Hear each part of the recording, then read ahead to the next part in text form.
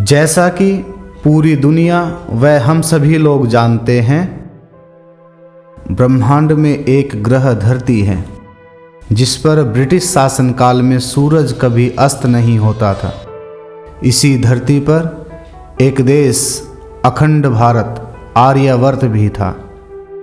आज़ादी का बिगुल बजता रहा, अखंड आर्यावर्त भी इससे अछूता नहीं था। 11 जून 1897 को अखंड भारत के संयुक्त प्रांत के शाहजहांपुर सिरनी बाग मोहल्ला में पिता पंडित मुरलीधर व माता मूलमती की कोख से एक बच्चे का जन्म हुआ, जो आगे चलकर बड़ा क्रांतिकारी साबित हुआ, जिसका नाम था पंडित राम प्रसाद बिस्मिल।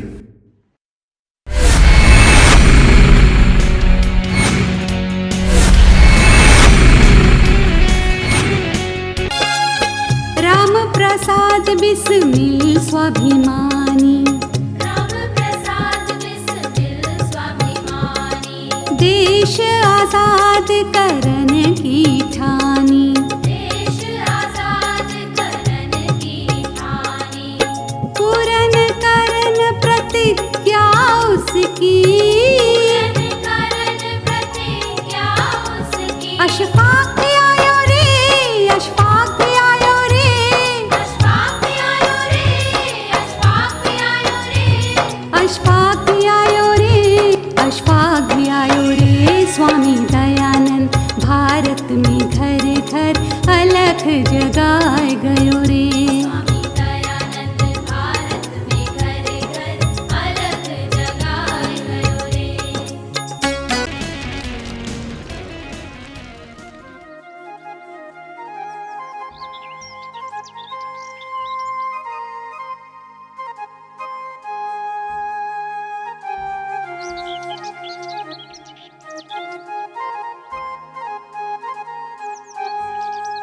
अब दीजिए मेरा उपहार।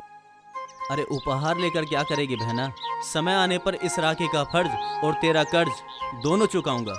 अब ये लीजिए मेरी तरफ से उपहार। कंजूस मक्खी चूस। समय का बहाना बनाकर बहन को उपहार देने से तो मना कर देगा, पर घर की जिम्मेदारियों से कैसे बचेगा बेटा? अब चलते फिरते समय की बर्बादी करना छोड़ो और घर की जिम्मेदारी को संभालो बेटा। मैंने जिम्मेदारी लेने से कब कहाँ मना किया है माँ, मगर जब तक पिताजी हैं तब तक मुझे क्या चिंता। हाँ, जिंदगी भर पिताजी कमा के खिलाते रहेंगे। अपने पैरों पे खड़ा हो जा बेटा। ये लो पिताजी, हो गया खड़ा। अब ये दिल लगी की बात छोड़, कुछ काम धंधे की सोच। काम धंधे की तो मैं बाद में सोचूंगा पिताजी, अभी मुझे स्वामी जी के पास जाना है।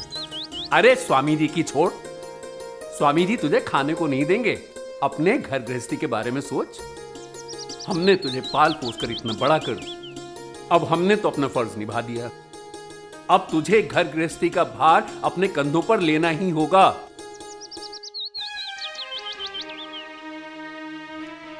क्या आप भी सुबह सुबह अपना भाषण लेकर बैठ जाते हैं? अभी खेलने खाने की उम्र है लल्ला की। खेलने खाने से फर्क नहीं पड़ता, जीवन में कुछ काम भी करना पड़ता है। मेरा बेटा है, कुछ करेगा ही, पर करेगा कुछ बड़ा। हाँ, तुम्हारी शिक्षा पे चला ना तो बेड़ा गर्क कर देगा घर का। आप तो बस रहने दो, आपको तो कोई लड़ने वाला चाहिए।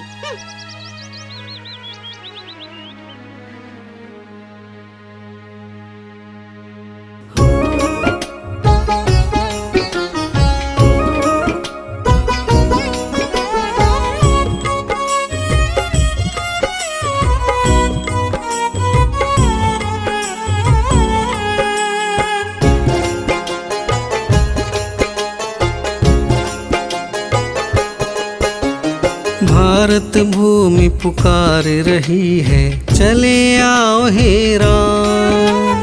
भारत भूमि पुकार रही है, चले आओ हे राम।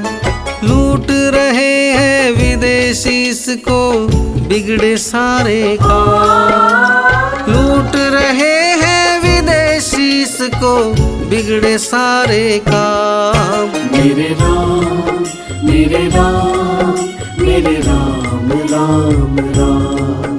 मेरे राम मेरे राम मेरे राम राम राम।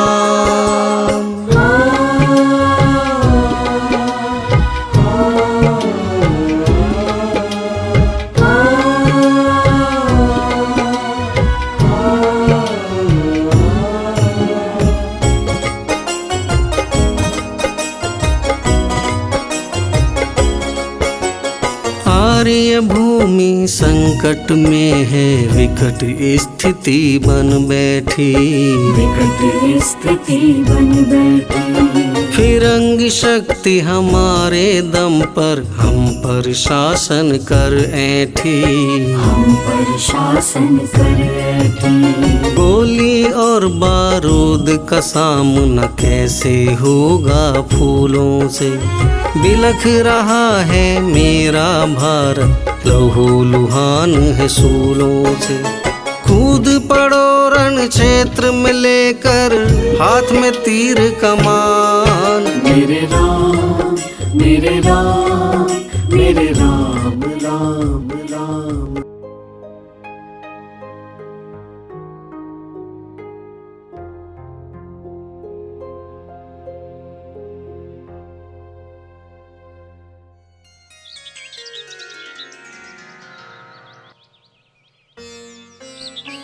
राम जी।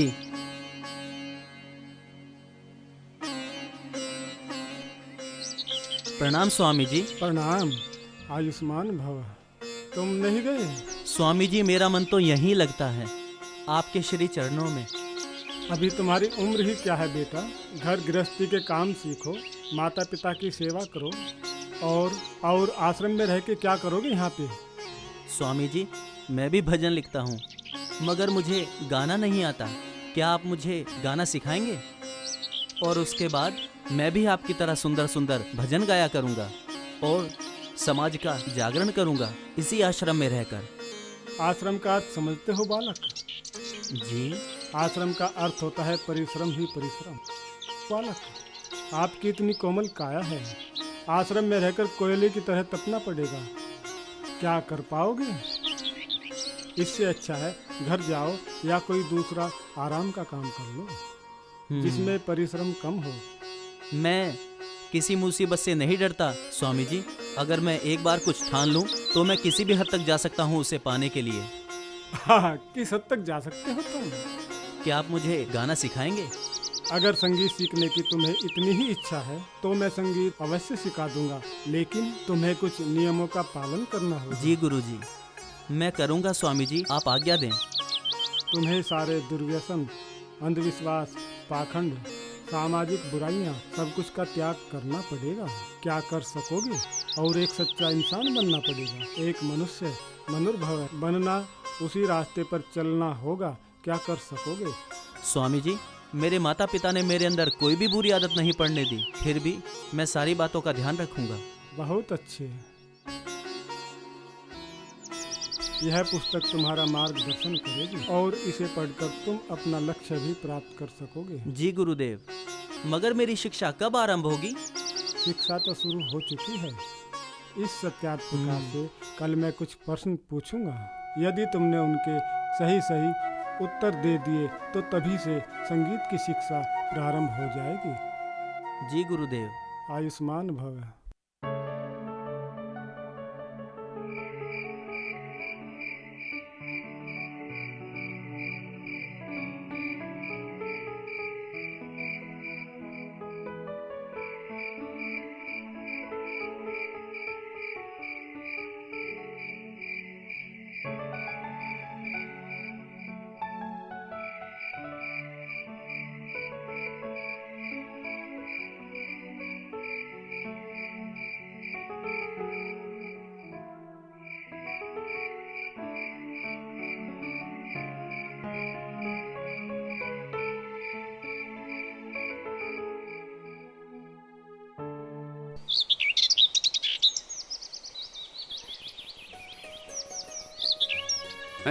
ये अभी तक सोड़ा?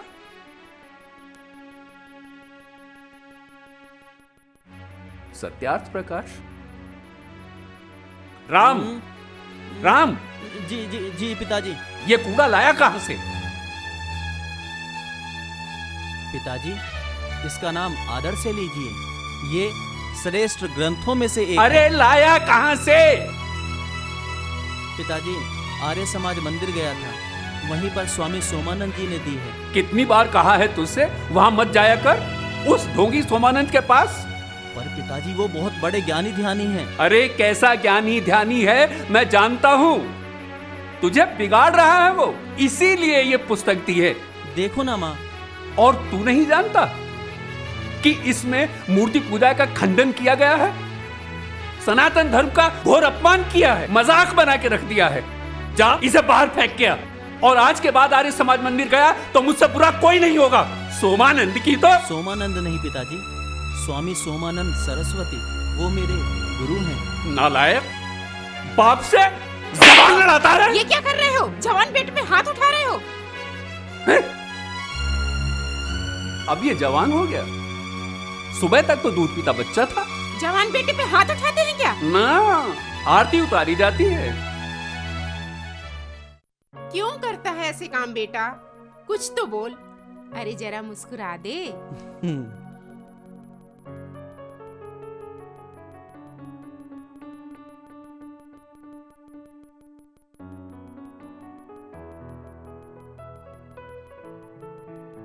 स्वामी जी।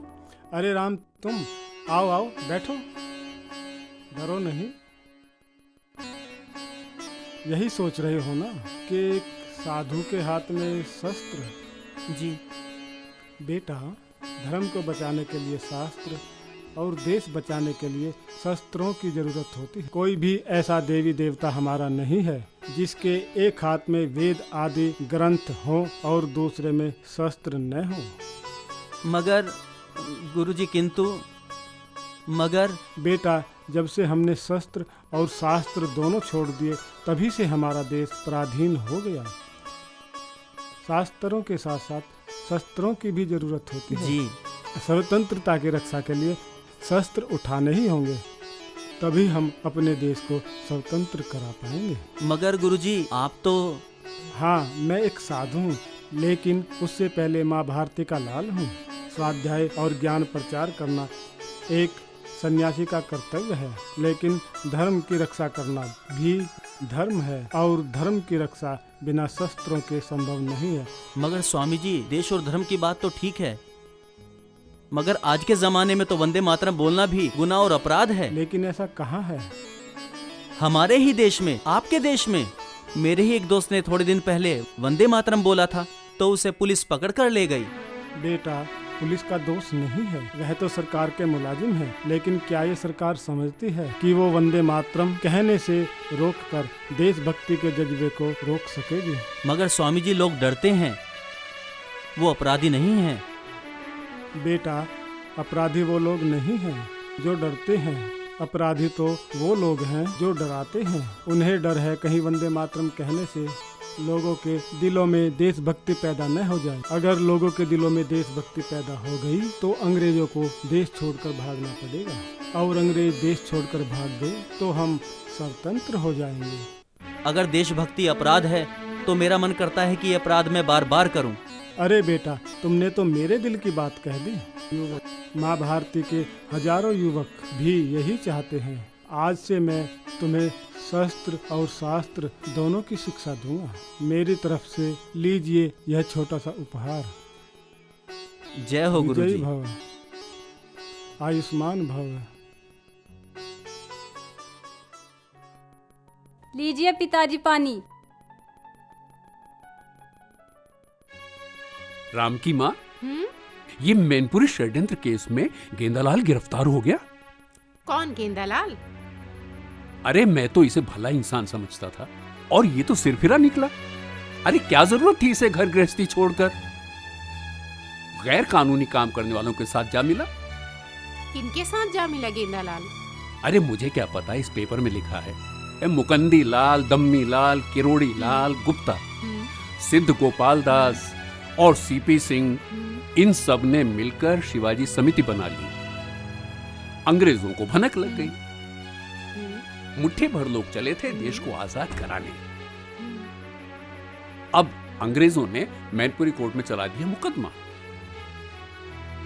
कहीं ये वही मुकुंदी लाल और दम्मी लाल तो नहीं जो कुछ दिन पहले हमारे घर राम से मिलने आए थे? हाँ हाँ, वही तो।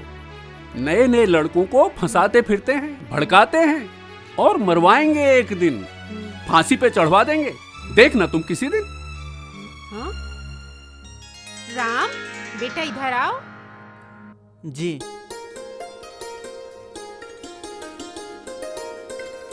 बेटा राम, तुम ऐसे नालायकों से मित्रता मत करना, नहीं तो बिन मतलब का फंस जाओगे। पुलिस रस्सी का सांप बनाने में तो माहिर है, और ये तो फिर अंग्रेज हैं, तिल का ताड़ बना देंगे। बहुत बेरहम हैं, इनसे दूर ही रहना। मगर माँ, मैं इनमें से किसी का नाम तक नहीं जानता। मेरा इनसे दूर दूर तक कोई वास्ता नहीं है। तेरा किससे क्या वास्ता है और तू किस रास्ते पर चल रहा है, हम सब जानते हैं। हम पिता हैं तुम्हारे। संभाल ले इस नालायक को। इसके ग्रह नक्षत्र सही नहीं चल रहे, वरना एक दिन गेंदा लाल की तरह अंदर जाएगा।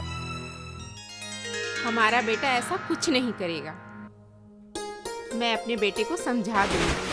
गेंदालाल दीक्षित जी, मैं आपको कविता की कुछ पंक्तियां सुनाना चाहता हूँ। हाँ हाँ, सुनाओ। है देश को स्वाधीन करना जन्म मेरा संसार में, तत्पर रहूंगा मैं सदा अंग्रेज दल संहार में। अन्याय का बदला चुकाना मुख्य मेरा धर्म है, मद दलन अत्याचारियों का प्रथम मेरा कर्म है। वाह, लेकिन इसकी अगली पंक्तियां कुछ ऐसी होनी चाहिए। यदि देश हित मरना पड़े मुझको सहस्त्रों बार भी, तो भी मैं ना इस क्लेश को निज ध्यान में लाऊं कभी। हे ईश भारत भूमि में शतबार मेरा जन्म हो, कारण सदा ही मृत्यु का देशोपकारक कर्म। मुरलीधर का बेटा आर्य समाजी हो गया, ना देवता को मानता है ना किसी भगवान को। फंस गया केस में, मिल गई धार। चोखा हुआ क्या क्रांतिकारियों का?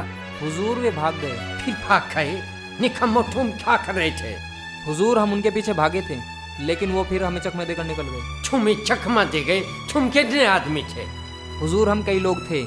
फिर कैसे चकमा दे गए? हुजूर हमारे पहुंचने से पहले ही वो क्रांतिकारी लोग चौकन्ने हो जाते हैं। वो कैसे? हुजूर उन्होंने कोड वर्ड बना रखा है। क्या कोटफट है? हुजूर लोग हमें देखकर चिल्लाते हैं गधे के सिर पर सींग, और यह सुनकर क्रांतिकारी भाग जाते हैं।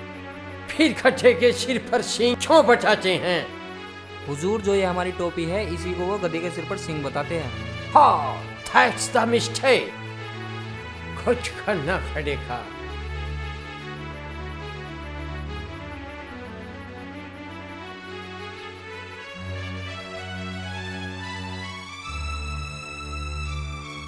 ये लो, आज से हर पुलिसमैन जब भी क्रांतिकारियों के पीछे जाएगा ये टोपी लगाएगा, समझे? जी हुजूर। ओके, शू एंड खो।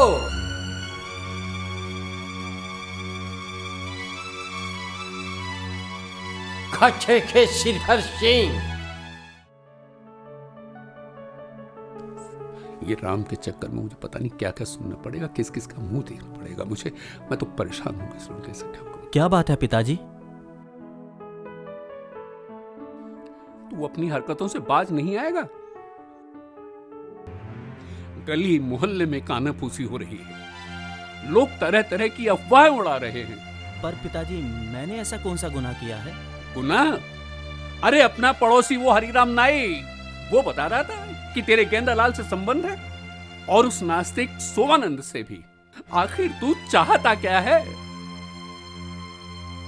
मगर पिताजी, आर्य समाज में जाना भी क्या गुनाह है?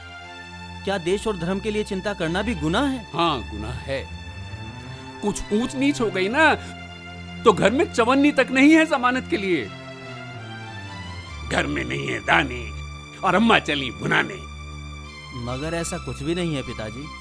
हम तुम्हारे पिताजी हैं, हमने धूप में बाल सफेद नहीं किए हैं। हम सब जानते हैं। अब कुछ हो या ना हो, तू उन सब लोगों का साथ छोड़ दे। मगर पिताजी, वो और मैं, हम सब कुछ गलत नहीं कर रहे हैं। आप इस बात को समझने की कोशिश करिए ना। अपने पिताजी को समझाने की समझ कहां से आ गई तुझमें? ये हम सब जानते हैं। आज आखिरी बार कह रहा हूं, या तो तू आर्य समाज में रहेगा या मेरे घर में। पिताजी, आपको ये लगता है कि ये चार दीवारी ही मेरा घर है, मगर ये पूरा देश मेरा घर है। इसके सभी लोग मेरे भाई बहन हैं। जैसे उनका सुख वैसे मेरा सुख, और जैसे उनका दुख वैसे मेरा दुख। और इन बूढ़े माँ बाप के लिए तेरा कोई धर्म नहीं, और इस बहन के लिए भी कोई धर्म नहीं। पिताजी, मेरे देश की आजादी के लिए मेरा बलिदान देना ही मेरा धर्म है। तू आज कुछ नहीं सुनेगा। तेरे दिमाग में सोमानंद ने ठूस ठूस के भर दिया है। ये देश, ये धर्म, अरे वो खुद क्यों नहीं चला जाता बंदूक लेकर अंग्रेजों को मारने? आज फैसला होकर रहेगा, या तो तू आर्य समाज में रहेगा या मेरे घर में। तू आर्य समाज या घर में से एक को चुन ले। मैंने तो बहुत पहले ही चुन लिया पिताजी। मतलब? मैं आर्य समाज में रहूंगा। तो तू अभी इसी वक्त मेरे घर से निकल जा। और ये कपड़े, ये भी तो मेरे हैं। उतार।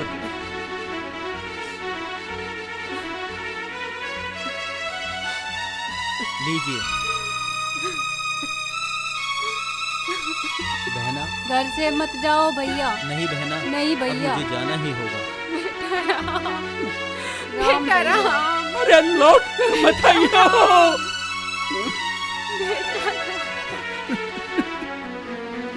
बेटा राम, सबर कर राम की माँ, सबर कर।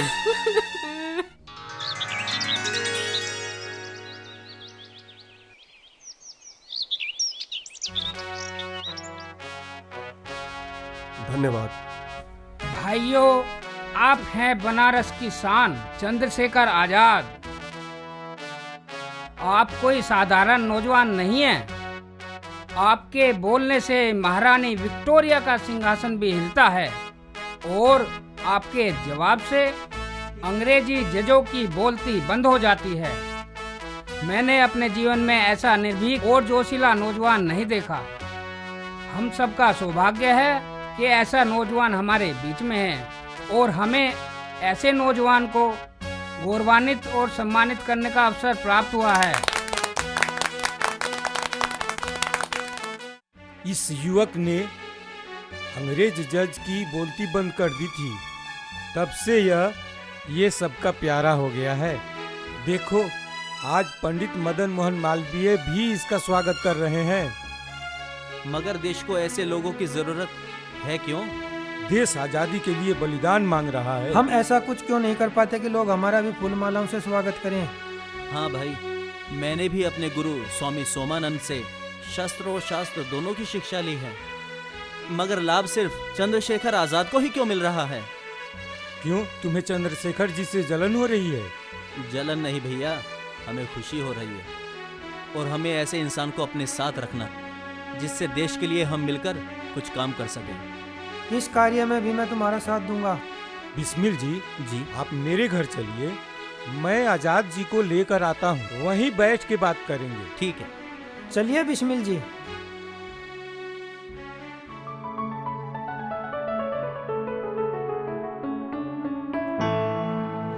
आजाद जी, मेरे आशियाने में आपका स्वागत है। जी। आजाद जी, और ये है राम प्रसाद बिस्मिल जी, प्रणाम। जो आपके दर्शन के अभिलाषी हैं। आप लोग बैठकर बातें कीजिए, तब तक मैं जलपान की व्यवस्था करता हूँ। आइए आजाद जी, बैठिए। बहुत बहुत धन्यवाद आपका बिस्मिल जी। आपकी शायरी के बड़े चर्चे सुने हैं। चर्चे तो हमने भी आपकी वीरता के बहुत सुने हैं, मगर हमें और देश को आपकी बहुत आवश्यकता है। यह मेरा वतन है, इसकी सेवा मेरा धर्म, और इसकी मिट्टी में मिलना मेरा मोक्ष। हमने तो अपना जीवन पहले ही देश को समर्पित कर दिया है। आप शास्त्र के पारंगत तो हैं ही, मगर देश की स्वतंत्रता के लिए अब आपको शस्त्र भी उठाने पड़ेंगे। आपने जो कुछ कहा, मैं आपकी बातों से सहमत हूँ। देश की आज़ादी के लिए अब हमें सशस्त्र क्रांति का रास्ता अपनाना ही होगा। मैं आपके साथ मिलकर काम करने के लिए तैयार हूँ। तो आज से फिर हम एक हुए साथ जिएंगे और साथ ही मरेंगे। हम मरेंगे नहीं, हम अमर रहेंगे। हम आजाद थे, आजाद हैं और आजाद ही रहेंगे।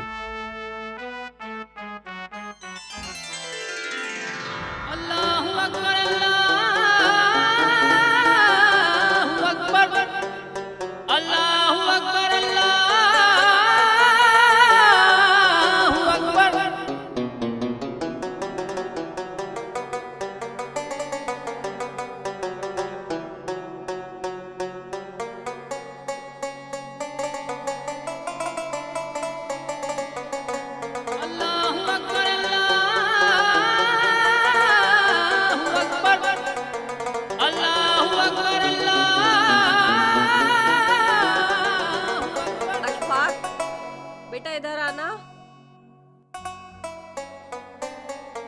जी अम्मी जान। अम्मी जान अस्सलाम वालेकुम।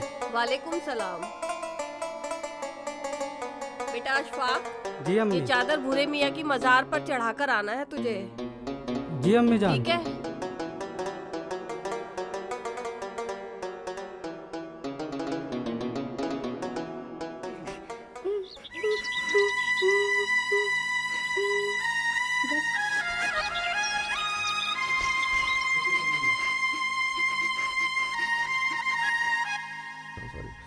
बिस्मिल जी, उसे देख रहे हैं? उस बेचारी में भी उसे जन्नत की हूर नजर आ रही है। उसकी ओर ही बढ़ा चला जा रहा है। चले कर दे ठुकाई। अरे नहीं नहीं, बिना विचार करे किसी परिणाम पर क्यों पहुंचना? पहले देख लेते हैं वो करता क्या है।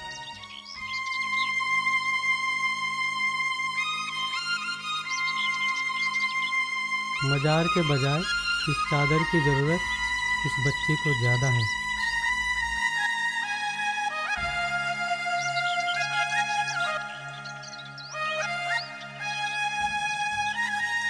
खुश रहो बेटी।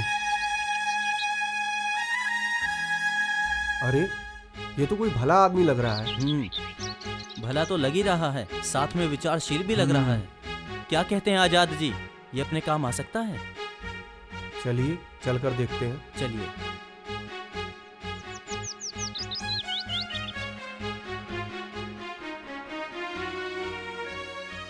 वंदे मातरम। वंदे मातरम। वंदे मातरम? मगर मुस्लिम तो वंदे मातरम नहीं बोलते, तो फिर आपने क्यों बोल दिया मेरे भाई? मादरे हिंद गमगीन है और हम तमाशबीन अल्लाहू अकबर और वंदे मातरम के नारों में उलझे पड़े हैं। आपके विचार तो बड़े क्रांतिकारी हैं। अंग्रेजों को देखकर खून तो खौलता होगा। नहीं, बस उन्हें मारने का दिल करता है। बस दूसरों का ही खून करने का मन करता है, या समय आने पर अपना भी खून बहा देंगे? हम अभी से क्या बताएं, क्या हमारे दिल में है। वैसे भी हम एक अंग्रेज को मारने जा रहे हैं, साथ दोगे हमारा? नेकी और वो भी पूछ पूछ। चलिए बड़े भाई। ये नहीं पूछोगे कि हम किसका खून करने जा रहे हैं? मारने तो हमें सारे अंग्रेज हैं, अब जो भी पहले हत्थे चढ़ जाए।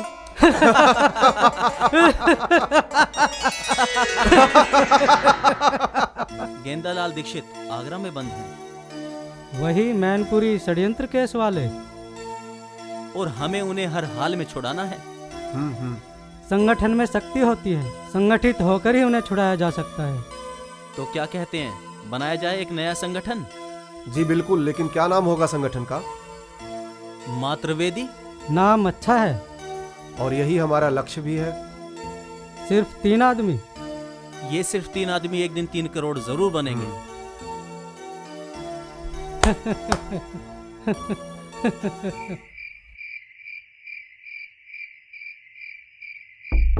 बहुत बढ़िया अशफाक, लगे रहो और जोर से करते रहो। और जोर से अशफाक, और जोर से मार। और बहुत बढ़िया, खोदते रहो। अशफाक, पुलिस पुलिस पुलिस, पकड़ो इन चोरों को। वे लोग भाग रहे हैं, पकड़ो। भागो भागो, सभी भागो भागो। रुक रुक, चल चल, वंदे मातरम। भाग रहा है, चल अब मौका में तेरी ठुकाई होगी। सीधे सीधे चल, चल छुड़ाना है। जब पुलिस का डंडा बजेगा।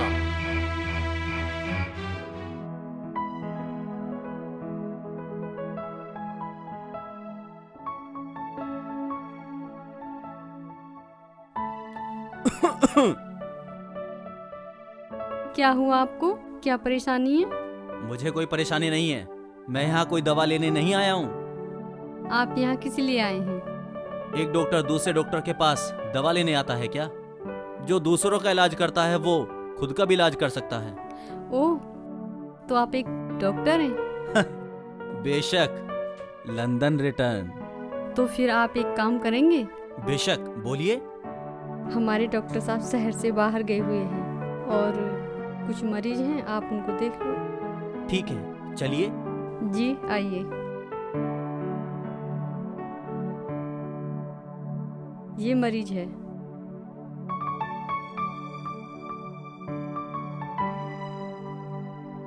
कल से आराम तो है? हाँ जी डॉक्टर साहब, थोड़ा थोड़ा है, परंतु कल की दवाई कुछ जमी नहीं। जमेगी जमेगी। नर्स, इन्हें कल वाली दवाई फिर से दीजिए। जी सर। डॉक्टर! डॉक्टर! अरे इतना क्यों चिल्ला रहे हो? क्या हुआ? डॉक्टर, बाह से बहुत खून निकल रहा है, बहुत दर्द हो रहा है। तुम्हें तो गोली लगी है। ये तो पुलिस केस है। पुलिस का नाम मत लेना डॉक्टर। चल निकाल इसे। और हाँ, पुलिस को खबर मत करना, नहीं तो तुम और तुम्हारी ये नर्स दोनों मारे जाओगे, क्योंकि हमारे सारे साथी यहीं बाहर इर्द गिर्द ही हैं, हमारी रक्षा में हैं। नर्स, चाकू को डिबरी के लो में इसी वक्त गर्म कीजिए। जाइए। Okay sir. आप आइए मेरे साथ, आपका इलाज करते हैं।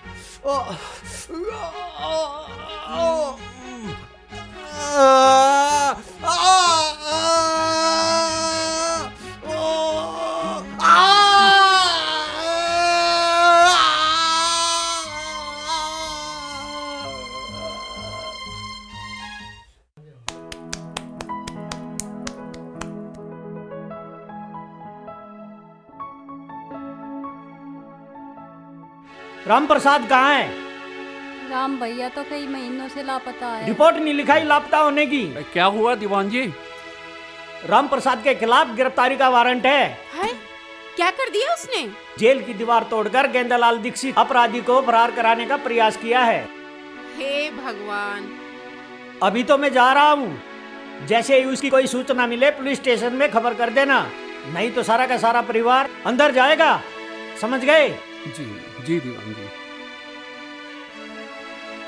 देखी अपने लाडले की करतूत।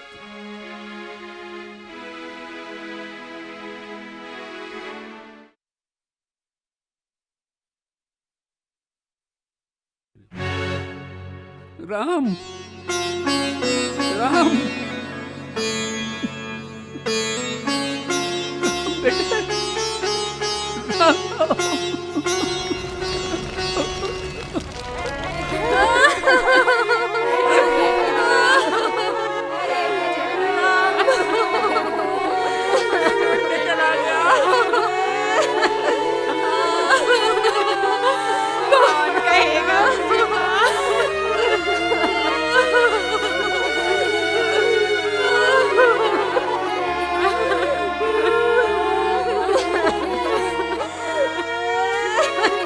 डॉक्टर, अरे मर गया डॉक्टर, मर गया रे, पुलिस? मर गया रे। क्या हुआ साहिब? इस जख्म पर पट्टी बांधो पहले। जख्म? ये जख्म कैसे हो गया पट्टी साहब? बांधो पहले। गलती होगी साहिब, आइए।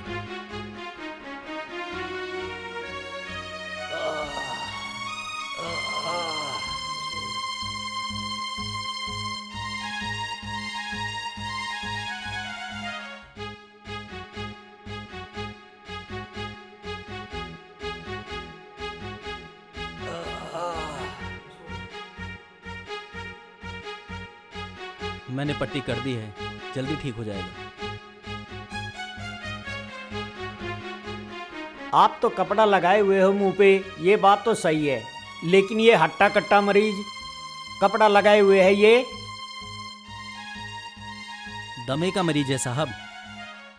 कपड़ा हटाएगा तो और सभी को भी दमा हो जाएगा। वैसे आप कहें तो हटवा दूं? रहने दो, चलता हूँ।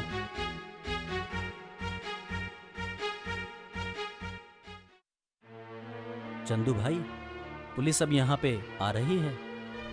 हाँ, लगता है उन्हें हम पर शक हो गया है, इसलिए अब यहाँ से अन्न जल उठाना ही पड़ेगा। क्या कहते हो, कोसमा चलें? वहाँ मेरी बहन का ससुराल है। पुलिस अगर वहाँ भी पहुँच गई तो अभी हम दोनों का साथ रहना ठीक नहीं है, इसलिए कुछ दिनों के लिए अलग अलग रहते हैं। मेरे मित्र सदाशिव के घर में चला जाता हूँ। मगर मैं तो अपनी बहन के यहाँ ही रहूँगा, थोड़ा भेस बदल कर रह लूँगा। वैसे भी उन्हें हर साल अपने खेतों में काम करने के लिए एक मजदूर की जरूरत पड़ती ही है, क्यों ना इस बार मैं वहाँ काम कर लूँ। तो फिर ठीक है, जब चलना ही है तो निकल लेते हैं। कल करे सो आज कर, आज करे सो अब।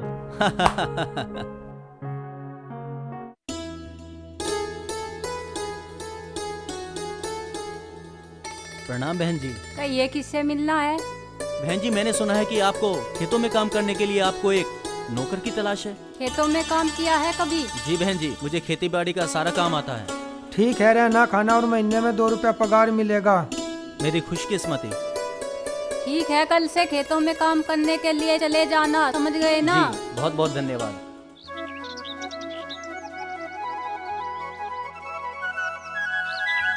अरे सुनो भैया, जरा बात सुनो, जरा बात सुनो। हाँ भैया, इस बार हम मालकिन को बोल दिए हैं कि कपास हम सरकारी एजेंटों को बिल्कुल नहीं बेचेंगे। क्यों भैया, ऐसा क्या? सरकार हमसे कपास लेती है और उसे लंदन भेज देती है। वहाँ से कताई बुनाई होकर कपड़ा बनकर आता है और हमें कोटे की दुकान से पूरे साल में क्या मिलता है? 2 जोड़ी कपड़ा। क्यों? हाँ ये तो है, लेकिन कपास नहीं बेचोगे तो क्या करोगे? हम मन्नू जुलाहा को मना लिए हैं। कपास की बुनाई करके आटी बनाकर खादी के कपड़े बनाएंगे और उन्हें 2 गुना पैसों में बेचेंगे। हाँ ये बात तो सही है भैया, इससे गांव का धन गांव में ही रहेगा। गांव और गांव वाले जो हैं आत्मनिर्भर हो जाएंगे। सही कह रहे हो। तो क्या सोचे हैं भैया?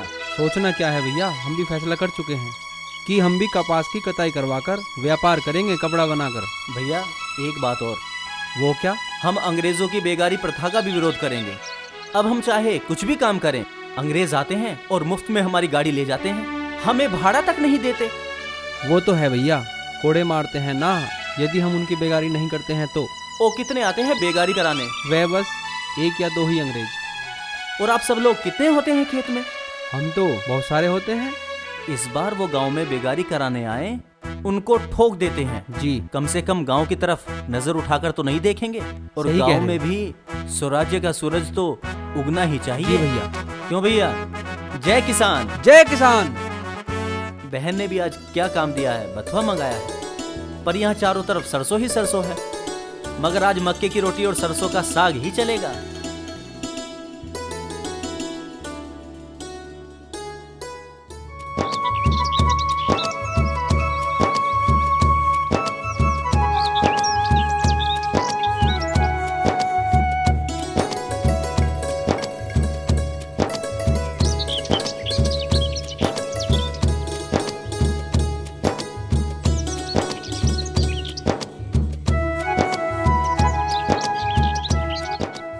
मैं आपकी सभा में भाषण सुनने आया था, लेकिन मुझको लगता है कि आपने सभा समाप्त कर दी। सभा तो समाप्त हो गई है, लेकिन तुम्हारे मन में कोई बात हो तो बताओ। मेरे मन में कोई बात नहीं है, लेकिन आप जो कर रहे हैं वो काफी अच्छा है। क्यों ना हो, किसान भगवान का दूसरा रूप होता है। आज किसान बहुत दुखी है।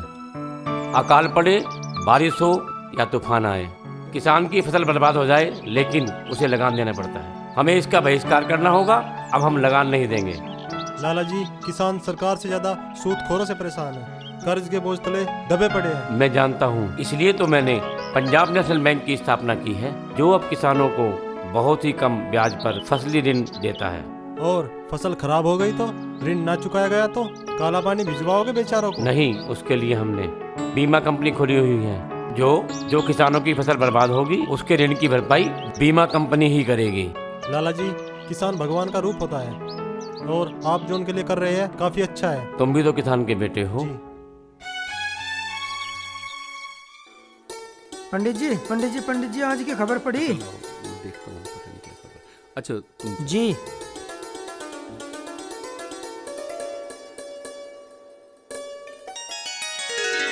राम की माँ। क्या हुआ जी? प्रथम विश्व युद्ध में भारतीयों ने अंग्रेजों का मन से साथ दिया है, इसलिए ब्रिटिश सरकार ने आम माफी की घोषणा कर दी है। आम माफी मतलब ये कि जो झूठे सच्चे मुकदमे लगाए थे उनको माफ कर दिया गया है, जेल से रिहा कर दिए गए हैं। काश आज मेरा राम बेटा भी जीवित होता तो उसका भी अपराध माफ हो गया होता और घर वापस आ जाता। माँ, मैं जीवित हूँ। बेटा राम, राम बेटा,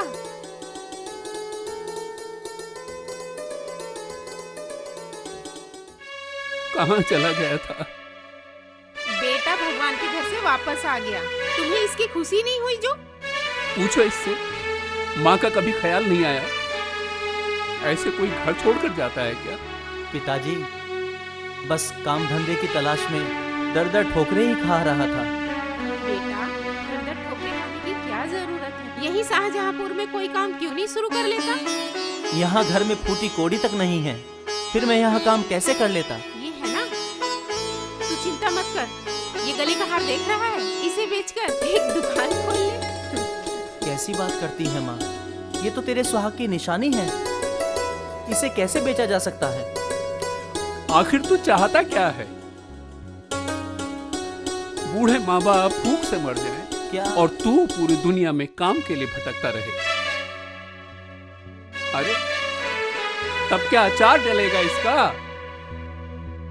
राम की माँ, दे दे इसे। पिताजी, और कह दे आज ही दुकान खोल ले। ये ले बेटा। पिताजी, हम कुछ और काम कर लेंगे, आप ऐसी बातें मत नहीं कीजिए। नहीं, मुझे और कुछ नहीं सुनना, कुछ नहीं सुनना।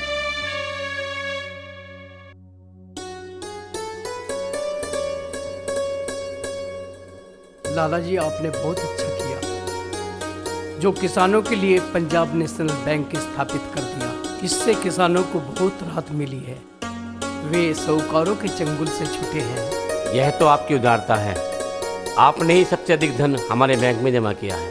सरकार किसानों की मदद नहीं करती तो क्या हम सेठ लोग भी मदद ना करें? अरे हम सेठ तो हैं, सच तो यह है हम लांबा जाट हैं और जाट भी किसान होते हैं। एक वादा करो लाला जी। जी कहिए। आपके बैंक का भले ही दिवाला निकल जाए, लेकिन किसी भी किसानों को ऋण देने के बाद उसकी जमीन और घर की कुर्की नहीं होनी चाहिए। मेरे किए हुए जमा धन से उसकी भरपाई कर दीजिए। नहीं चाहिए मुझे आपके बैंक से ब्याज, और दे दो वो भी किसानों को। किसानों की खुशहाली देश की खुशहाली है। आप ठीक कह रहे हैं सेठ जी। देश की उन्नति और आज़ादी का मार्ग खेत और खलिहानों से होकर गुजरता है। हम देश के किसानों को परेशान नहीं करेंगे, वरन उनकी मदद करेंगे। उनकी उन्नति में ही तो हमारी उन्नति है। हम व्यापारी नहीं, हम उपकारी हैं। संसार का उपकार करना ही तो हमारा उद्देश्य है। अरे ये क्या कर रही है? मौसी मौसी, मैं पढ़ना चाहती हूँ। क्या करेगी पढ़ लिख के? मैं देश को आजाद कराऊंगी। हाँ, तू देश को आजाद करेगी। चल बर्तन पड़े उन्हें कौन मांजेगा? चल चल चल बर्तन मांज।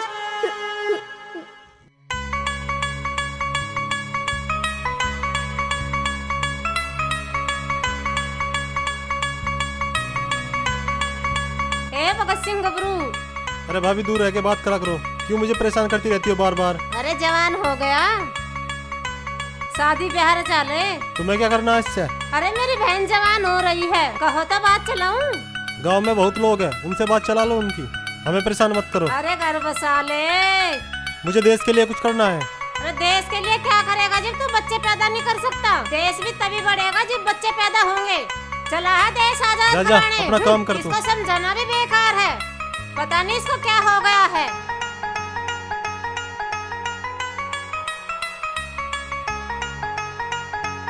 अरे कई दिनों से तुझे खोज रहा हूँ, तू कहाँ है? 4 साल का तेरा लगान बाकी है, कब जमा करेगा? सरकार, मुझे 1 हफ्ते का मोहलत दे दो। नहीं नहीं, मोहलत नहीं है, जल्दी जमा कर। कल मेरी बेटी की शादी होने वाली है, उसी के चक्कर में लगा हूँ। नहीं नहीं, इससे हमें कोई फर्क नहीं पड़ता। ये मेरी इज्जत अब आपके चरणों में है। नहीं नहीं, 4 साल का लगान जल्दी जमा कर दे, नहीं तो डंडे लगाऊंगा।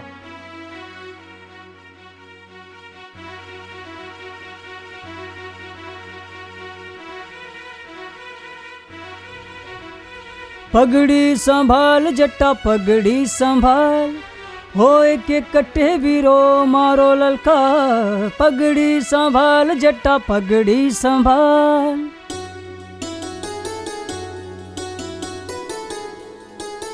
मन की लहर पुस्तक बड़ी अच्छी है। क्या इसकी रचनाकार आप ही हैं? जी लाला जी, ये छोटा सा काम इस नाचीज ने ही किया है। तुम्हारे विचार तो क्रांतिकारियों की तरह हैं।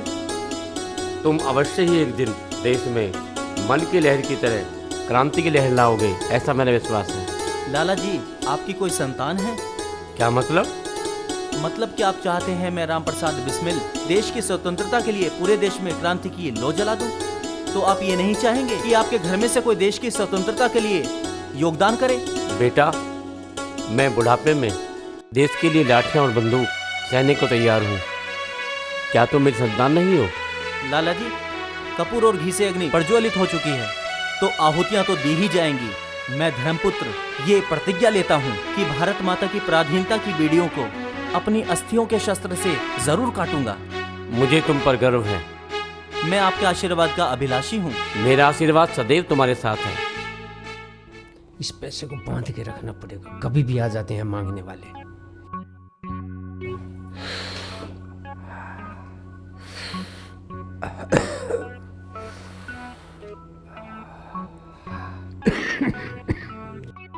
अरे अरे अरे, क्या कर रही है बेटी? रुक रुक, कहाँ लेके जा रही है? इसे यहीं रहने दे। दादाजी, इसमें क्या है? इसमें 4000 रुपए हैं। इन रुपयों का क्या करोगे? इन रुपयों से अपनी प्यारी बेटी के लिए एक बहुत बड़ी हवेली खरीदूंगा। हाँ। नहीं दादाजी, मुझे हवेली नहीं, मुझे बंदूक चाहिए। बंदूक? बंदूक क्यों? बंदूक से अंग्रेजों को मारकर इस देश को आजादी दिलवाऊंगी। अरे अरे, ये बंदूक का नाम मत ले। अभी तेरी उम्र खेलने की है। जा खिलौनों से खेल, जा जा जा। ये बच्ची भी, इसे संभाल कर रखना पड़ेगा। कर बड़े कुछ कर दिखाने के लिए तैयार हूँ। कर बड़े कुछ कर दिखाने के लिए तैयार हूँ। मन में हमारे देश सेवा का भरा अरमान हो। बालकों की ओर भी भगवान मेरा जान हो। बालकों की ओर भी भगवान तेरा जान हो।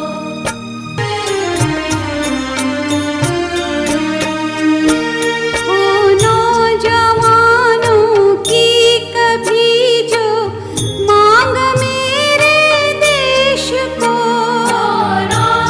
नौजवानों की कभी जो मांग मेरे देश को। बलिदान वेदी पर प्रथम रखा हमारा प्राण हो। बालकों की ओर भी भगवान तेरा जान हो।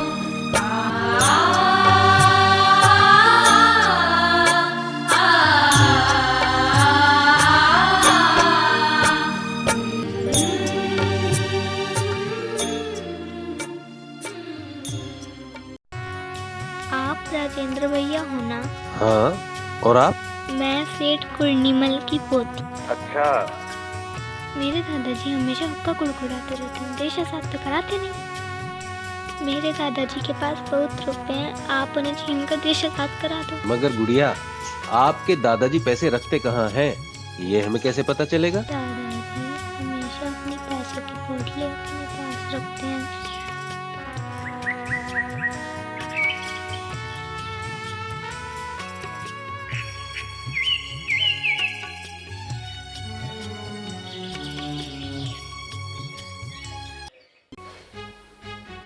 नमस्कार सेठ जी।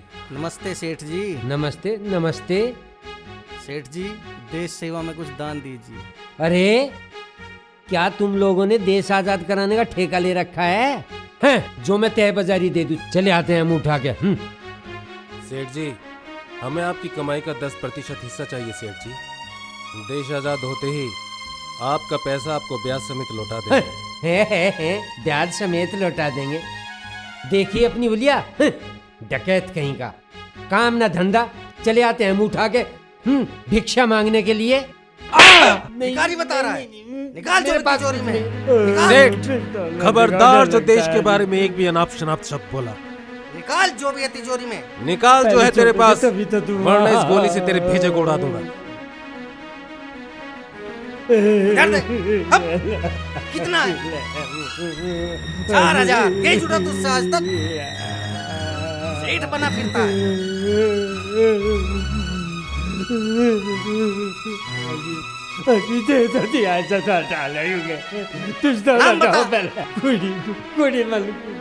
दो बार कुड़ी माले। 2 बार कुड़ी है क्या? घबराएगा जी। घबराहट हो रही है? रामेबाज कहीं का। नहीं घबराएगा जी। भगवान मैं लुट गया। पकड़, संभाल के रखना इस रसीद को। इसी से पैसा तुझे वापस मिलेगा। चलो राजेंद्र, चलो। चलो रोशन जी।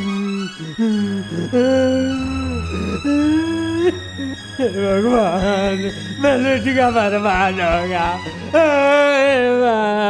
मैं तो लुट गया, बर्बाद हो गया साहब।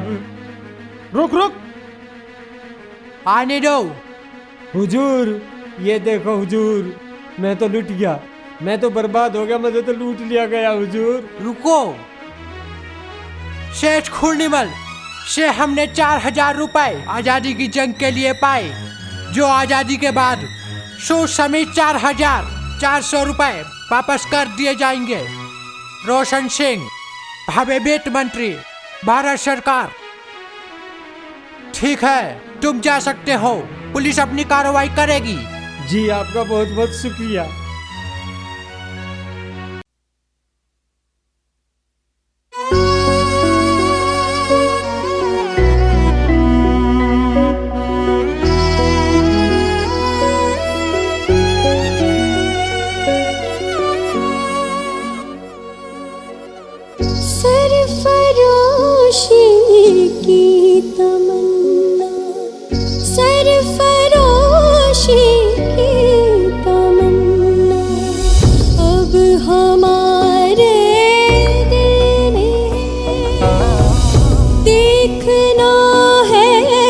जोर कितना बाजू कातिल में है, सरफरोशी की तमन्ना अब हमारे दिल में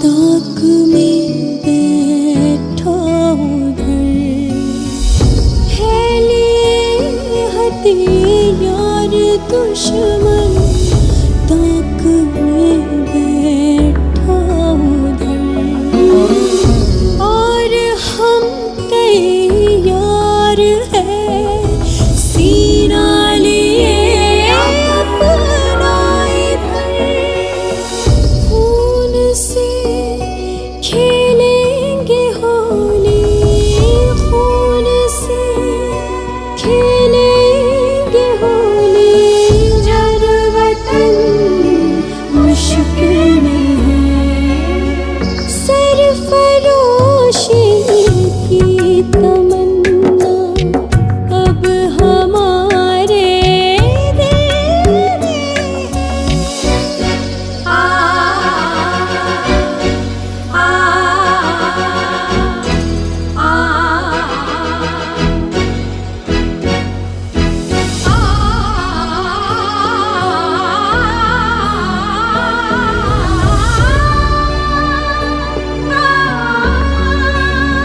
पकड़ो इन सबको, इन्हें तो भागे ना पाए।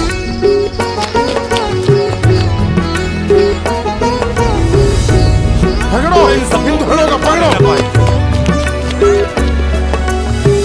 हाथ जिनमें हो जो कटते नहीं तलवारों से, हाथ जिनमें हो जो कटते नहीं तलवारों से, सर जो उठ जाते हैं वो झुकते नहीं ललकार से, और भड़केगा जो शोला, और भड़केगा जो शोला, सहारे वंदे मातरम। सरफरोशी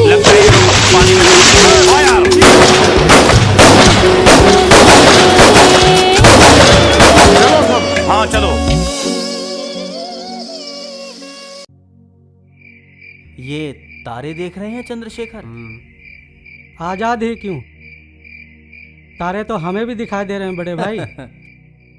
अरे अंधेरी रात में आसमान में तारे ही दिखेंगे और क्या स्वर्ग लोक दिखाई देगा।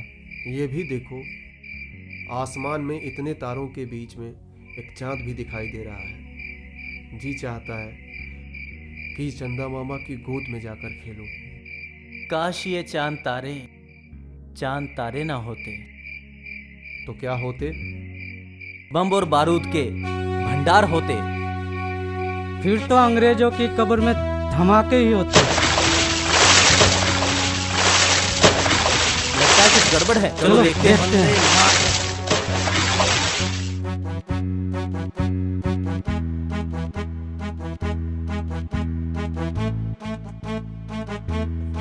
रुक जाओ। कौन हो तुम लोग? मैं ठाकुर रोशन सिंह और मैं राजेंद्र लहरी, और हम दोनों क्रांतिकारी हैं। डरो नहीं, हम सब एक ही बिरादरी के हैं। हमारा लक्ष्य एक ही है, आजादी, और जिसे हम पाकर ही दम लेंगे।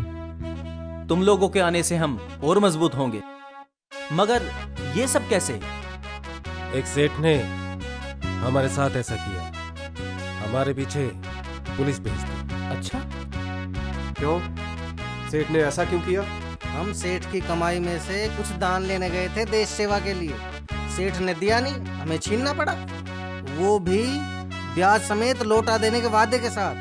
सेठ माना नहीं, हमारे पीछे पुलिस लगा दी। बाकी आपको पता ही। हम सब तो क्रांतिकारी हैं, ये सब होना तो हमारी किस्मत में लिखा है। किंतु ऐसी बातों से हमें घबराना नहीं चाहिए। ऐसी बातें तो हमारे इरादों को और मजबूत करेंगी। क्या आप लोग हमारे साथ मिलकर देश के लिए कुछ करना चाहेंगे? हाँ हाँ, क्यों नहीं। हमें तो देश के लिए जीना है और देश के लिए मरना है। सही। अगर हम तुम्हारे साथ देश के लिए कुछ कर सकें तो हमारे लिए सौभाग्य की बात होगी। हमारा तो जन्म ही देश सेवा के लिए हुआ है बंधुवर। वैसे आपने अभी तक अपना परिचय नहीं दिया। मेरा नाम चंद्रशेखर आजाद है। आपको कौन नहीं जानता पंडित जी, आपने तो अपने जवाबों से जज को भी सकते में डाल दिया था। और आपका नाम बड़े भाई? मैं भी बस माँ भारती का छोटा सा सेवक हूँ। राम प्रसाद बिस्मिल कहते हैं मुझे। बिस्मिल जी, आपके दर्शन और साथ से तो हमारा सीना फूला जा रहा है। सही कहा बिस्मिल जी। कोई मेरा भी परिचय करवाएगा? भाइयों, मैं अपना परिचय खुद ही करवा देता हूँ। मेरा नाम अशफाकुल्ला खां वारसी है। पहली बार सुना है ये नाम। अच्छा, ये सब छोड़ो, ये बताओ कि वो सेठ से लूटा हुआ धन कहाँ छुपा रखा है? वो धन हमने ऐसी जगह छुपा रखा है कि हमारे अलावा वहाँ कोई नहीं पहुँच सकता। कोई भी सेठ हमें धन देने को तैयार नहीं है, छीनना पड़ता है। पता नहीं ये लोग इस बात को कब समझेंगे। निराश मत हो दोस्तों, एक दिन यह बात सबको समझ में आएगी और वो देश की सेवा के लिए अपने खजाने खोल देंगे। मुझे तो लगता नहीं कि वो दिन कभी आएगा। इन सेठों को केवल अपने व्यापार की पड़ी है, केवल मुनाफा चाहिए। देश कहीं जाए इन्हें कोई फर्क नहीं पड़ता। ऐसी बात नहीं है रोशन सिंह जी। एक दो सेठ की वजह से हम पूरे देश के सेठों को बदनाम नहीं कर सकते। याद रखें, जूट किंग छज्जूमल जैसे सेठ भी हमारे देश में मौजूद हैं। अरे नालायक, तूने एक मोमबत्ती जलाने के लिए 3-4 तिल्ली बर्बाद कर डाले। क्या पैसा पेड़ पर लगता है? लो मालिक, मुझे आपकी नौकरी नहीं करनी। क्या मेरी जूट की सारी मिलें तुझसे चलती हैं? तेरे जैसे हजारों नौकर मिलते हैं। निकल जा मेरे घर से। हम तो समझते थे सेठ बहुत दानवीर है, लेकिन ये तो पूरा कंजूस है। एक तिल्ली के लिए नौकर को निकाल दिया घर से। रोशन सिंह जी, लगता है किसी कंजूस सेठ के घर में आ गए। अरे जो एक तिल्ली के लिए अपने नौकर को डांट रहा है, वो क्या सहायता करेगा हमारी? लगता तो यही है। कौन हो तुम लोग? जी, मैं ठाकुर रोशन सिंह। और तुम? सेठ जी, मेरा नाम राजेंद्र है, राजेंद्र लहरी। स्वागत है आपका, आइए। धन्यवाद सेठ जी। आओ राजेंद्र। बैठिए बैठिए बैठिए।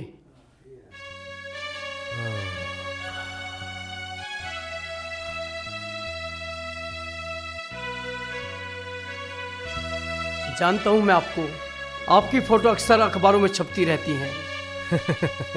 डकैती के सिलसिले में? अरे नहीं नहीं, आप तो देश के सच्चे क्रांतिकारी हैं। बताइए कैसे आना हुआ? बस सेठ जी, हमें तो वो थोड़ा चंदे की जरूरत थी। हाँ ठीक है, मैंने कल ही 40,000 रुपये निकाल कर रखे हैं। मैं आपको दे देता हूँ और देश के लिए धन काम आएगा। ले लीजिए। अरे सेठ जी, ये तो बहुत ज्यादा है। अब इस धन की आवश्यकता देश को है, व्यापार तो हम फिर भी कर लेंगे। रोशन सिंह जी, आज का दिन कितना शुभ है। सेठ जैसे धनवान व्यक्ति आज हमारी सहायता के लिए तैयार है। लाहिड़ी जी, अगर सेठ जी दान देने में पीछे नहीं हट रहे हैं, तो हम देश के लिए जान देने में पीछे नहीं हटे। और सेठ जी, ये देश आजाद होते ही ये सारा पैसा सूद समेत हम आपको वापस कर देंगे। ये देश भी तो मेरा है। यदि थोड़े इस धन से आजादी मिल जाए तो इससे बेहतर क्या होगा। अब हमें इजाजत दीजिए सेठ जी। आपका बहुत बहुत धन्यवाद। नमस्कार। यदि भविष्य में आवश्यकता पड़े तो फिर पधारने की कृपा करना।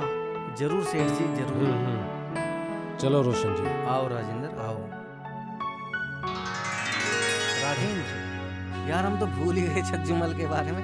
माफी चाहता हूँ। कोई बात नहीं रोशन जी, लेकिन हमें याद रखना चाहिए, देश में बहुत से ऐसे लोग हैं जो गुमनाम रहकर भी देश की सेवा में लगे हुए हैं।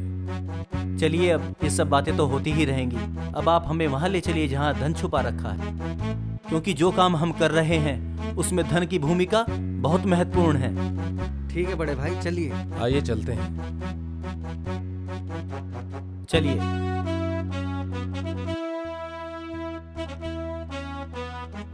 एक बात है साथियों, एक दुखद समाचार है। सदाशिव संदेशा लेकर आया था कि चंद्रशेखर आजाद की मां जगरानी देवी बहुत बीमार है। अरे तो बीमार है तो अब तो हमारे पास रुपया है, 10 रुपए भिजवा देते हैं माँ के लिए। कदापि नहीं। यदि सदाशिव यहाँ माँ की बीमारी की खबर लेकर आया था और अपना पड़ोसी धर्म नहीं निभा रहा है, तो एक काम करो बिस्मिल, ये बंदूक लो और मेरी माँ को जाकर गोली मार दो। तुम होश में तो हो? मैं और माँ को गोली? भारत माता की आजादी में अगर माँ की बीमारी रोड़ा बनती है तो उसे गोली मारनी ही पड़ेगी, क्योंकि आजादी के लिए एकत्र किए गए पैसे को मैं अपनी माँ के ऊपर खर्च नहीं कर सकता। मुझे हजारों माँओं को देखना है, न कि सिर्फ अपनी माँ को। अगर मैं बलिदान होने की इच्छा रखता हूँ तो मेरी माँ भूखे प्यासे ही सही, क्या अपने देश पर प्राण न्यौछावर नहीं कर सकती? अवश्य होंगी चंद्रशेखर जी।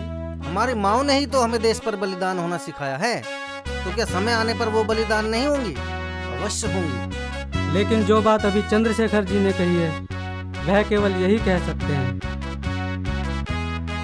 तुम्हारी इन बातों ने हमारे इरादों को मजबूती दी है चंद्रशेखर। मैं कह रहा था, इतने धन से देश आजाद नहीं होगा, हमें और धन की आवश्यकता पड़ेगी। धन जुटाने का एक तरीका बताऊं आपको? आओ चलो पहले बैठ के बात करते हैं। बताओ।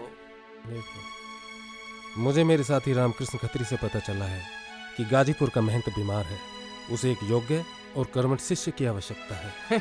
ये लो, अरे हम यहाँ धन जुटाने की बात कर रहे हैं, आप यहाँ गुरु शिष्य की कथा उठा लाए। रोशन सिंह जी, ये धन जुटाने का आसान तरीका है। वो कैसे? महंत जी बहुत बीमार हैं। वह किसी योग्य व्यक्ति को अपना शिष्य बनाकर मठ की व्यवस्था और धन उसके सुपुर्द करना चाहते हैं। मैं उनका शिष्य बनने को तैयार हूँ। तुम पागल तो नहीं हो? साधु बनोगे? क्यों? साधु बनने में क्या बुराई है?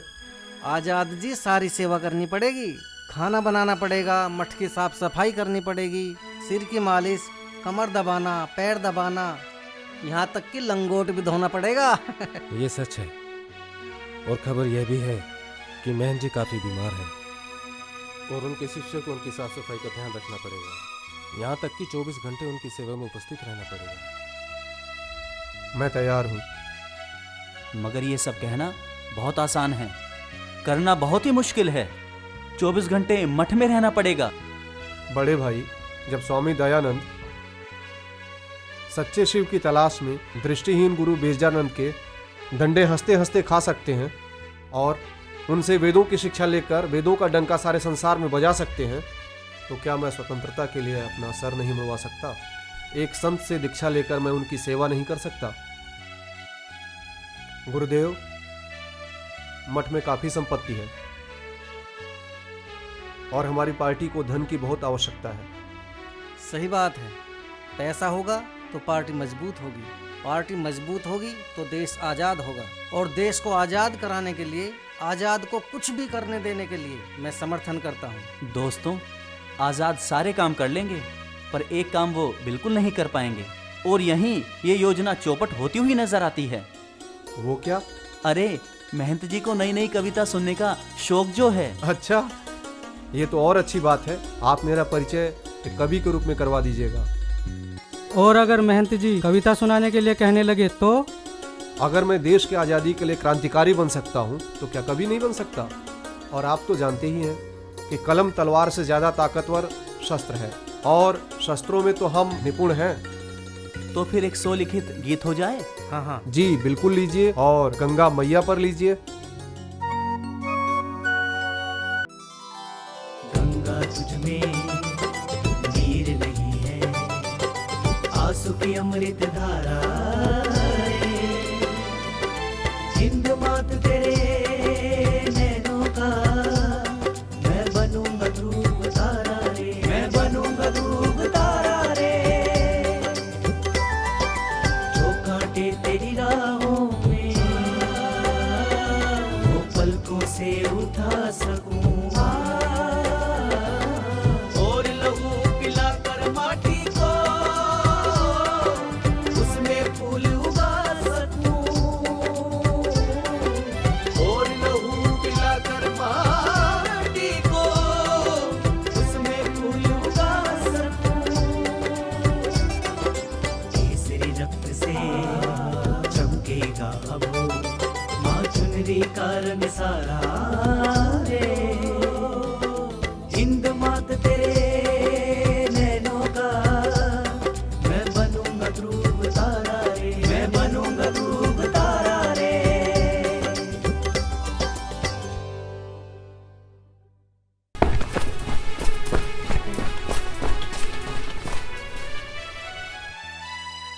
लगता है ये लोग यहाँ से भाग चुके हैं। चलो उधर देखते हैं।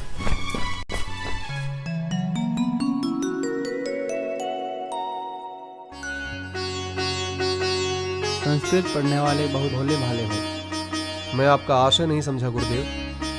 बादल कितने भी घने हों, लेकिन सूर्य को नहीं छिपा सकते। तुम मेरे पास इसलिए आए हो, इस मठ का धन देश के काम आ सके।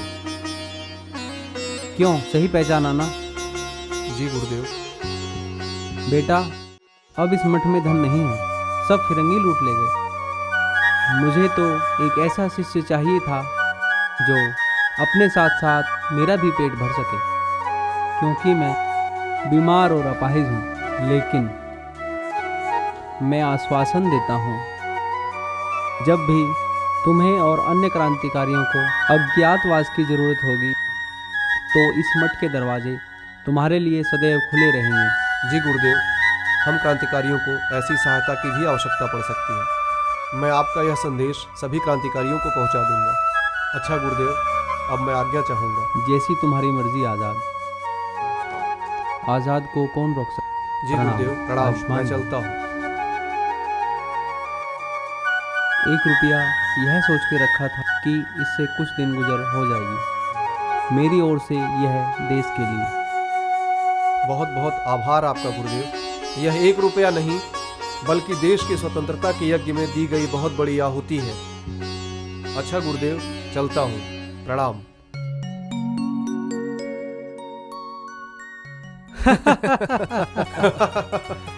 गांधी जी भी पगला गए हैं। कहते हैं चरखे और अहिंसा से आजादी लेकर रहेंगे। गांधी जी भी पता नहीं कौन सी दुनिया में जी रहे हैं। लातों के भूत भी कभी बातों से माने हैं क्या? तो फिर करें कोई बड़ा कारनामा। क्यों नहीं एक राजनीतिक संगठन बनाकर गांधी जी की राह पर चला जाए। हो सकता है हमें कोई सफलता ही मिल जाए। राजनीतिक संगठन के लिए राजभक्ति की जरूरत पड़ेगी। वहाँ ये हमारी राष्ट्रभक्ति काम नहीं करेगी। मैं तो फिर भी यही कहूँगा कि क्रांति के बिना शांति संभव नहीं है। गांधी जी भी धर्म का कार्ड खेल रहे हैं। रघुपति राघव राजा राम पतित पावन सीताराम को भी बिगाड़ दिया। उसकी जगह ईश्वर अल्लाह तेरा नाम जोड़कर मुस्लिमों को खुश करने के चक्कर में लगे हैं। मंदिरों में अजान लगवा रहे हैं, लेकिन मस्जिद में हनुमान चालीसा पढ़ने की हिम्मत नहीं कर सकते। अंग्रेजों के ये पिट्ठू बने हुए हैं और मुस्लिम लीग के इशारों पर नाचते हैं और धर्मवाद पर अड़े हैं। कोई बात नहीं अशफाकुल्ला भाई, एक कार्ड हम भी खेल कर देख लेते हैं।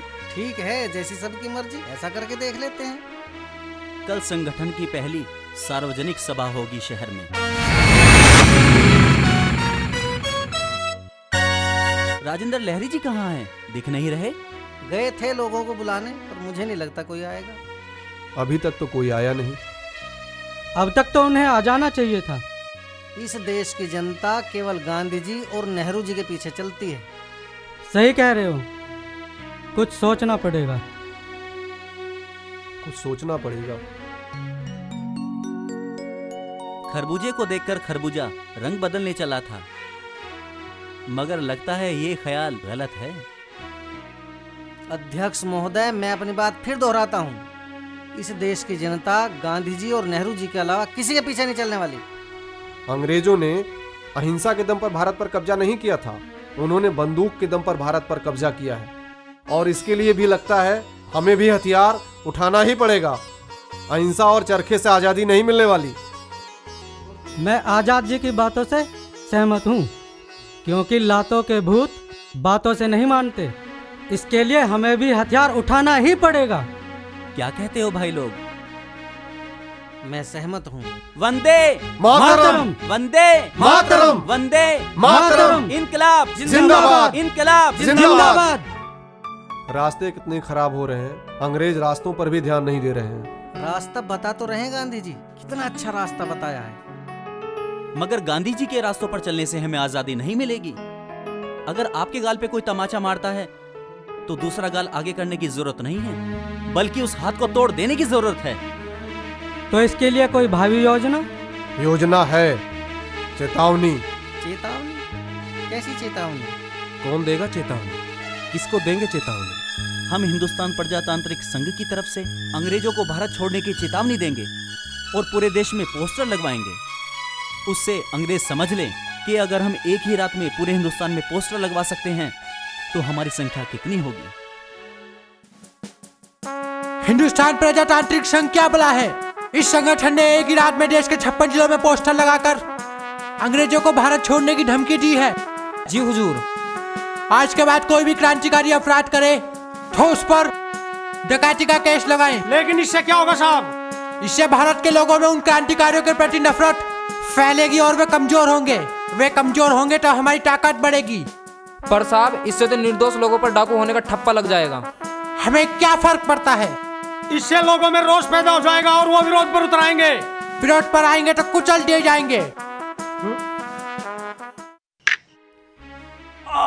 क्या हुआ? टूट गया। अरे तो मियाँ कच्चा अमरूद खाना जरूरी था। 3 दिन हो गए, रोटी का एक भी निवाला नहीं गया पेट में। आदमी कच्चा अमरूद नहीं खाएगा तो क्या खाएगा? और किसी से कुछ मांगते हैं तो कोई देता नहीं है। देते तो इसलिए नहीं ना, डरते हैं। अगर हमारी मदद कर देंगे तो फिरंगी घर में से घसीट घसीट के पीटेंगे। मैंने भी 3 दिन से कुछ नहीं खाया है। मगर आप तो पहले से ही हट्टे कट्टे हैं। आपकी तो चर्बी ही पिघलती रहेगी और वही आपको शक्ति भी देती रहेगी। अपनी तो अब हड्डियां भी कीर्तन कर रही हैं। चलो कुछ देखते हैं। चलो। मगर संभल कर भाइयों। अरे चिंता ना करो बड़े भाई। फिर भी पंडित जी संभल के, चप्पे चप्पे पर पुलिस है। हमें कुछ नहीं होगा। हम बस अभी आए, तब तक आप लोग हाथ मुंह धोकर तैयार रहें। अपना ख्याल रखना दोस्तों। मौला मेरे मौला, मौला मेरे मौला, मौला मेरे मौला, मौला मेरे मौला, मौला मेरे मौला, मौला मेरे मौला, मौला मेरे मौला। रुक जाओ, तुम्हारे पास जो भी है सब कुछ मेरे हवाले कर दो। तुम क्या कर रहे हो? दीन के काम में खलल डाल रहे हो। काफिर? मैं काफिर नहीं हूँ, मैं भी एक सच्चा मुसलमान हूँ। और मुझे पता है तुम सब उर्स के लिए जा रहे हो, लेकिन अगर हम ही नहीं रहेंगे तो उर्स और जलसे कौन करेगा? देश आज़ाद होगा तभी हमारे मजार और मस्जिद सुरक्षित रहेंगे। इसलिए यह सारा धन मुझे दे दो। मैं एक क्रांतिकारी हूँ, ये धन देश की आज़ादी के काम आएगा। चलो नेकी करो और नकदी मेरे हवाले करो। तुम ठीक कहते भाई, अंग्रेज हम में से किसी को नहीं छोड़ेंगे। पता नहीं ये गुलामी हमें कब तक सहनी पड़ेगी, और उर्स तो साल में बार बार आएगा। आज़ादी हमें जीवन में एक बार ही मिलेगी। इमाम साहब दे दो इनको। शुक्रिया भाईजान, अल्लाह हाफिज। अल्लाह हाफिज।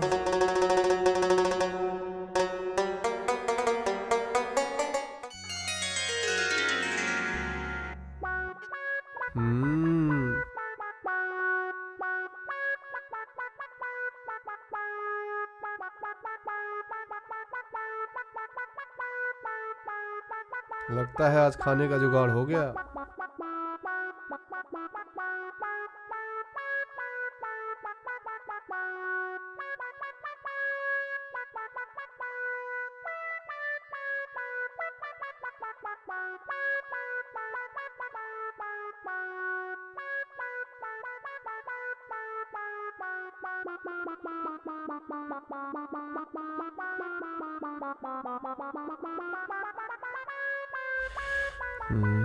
माफ करना, माफ करना। देख तो नहीं रहा है। चलो जल्दी भागते हैं। हाँ जल्दी जल्दी। कोई देख तो नहीं रहा?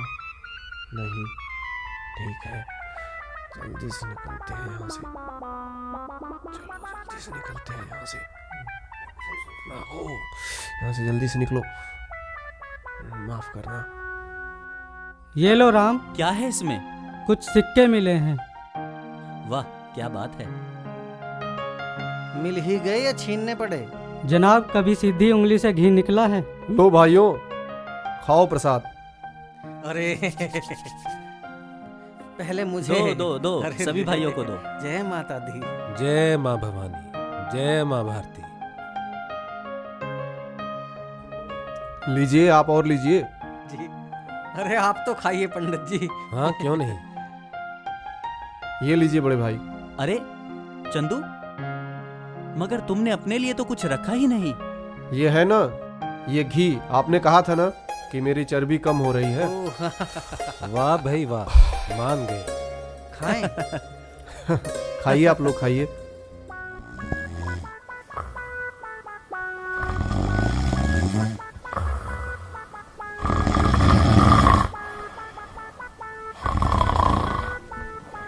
वंदे मातरम, वंदे मातरम। आजाद जी।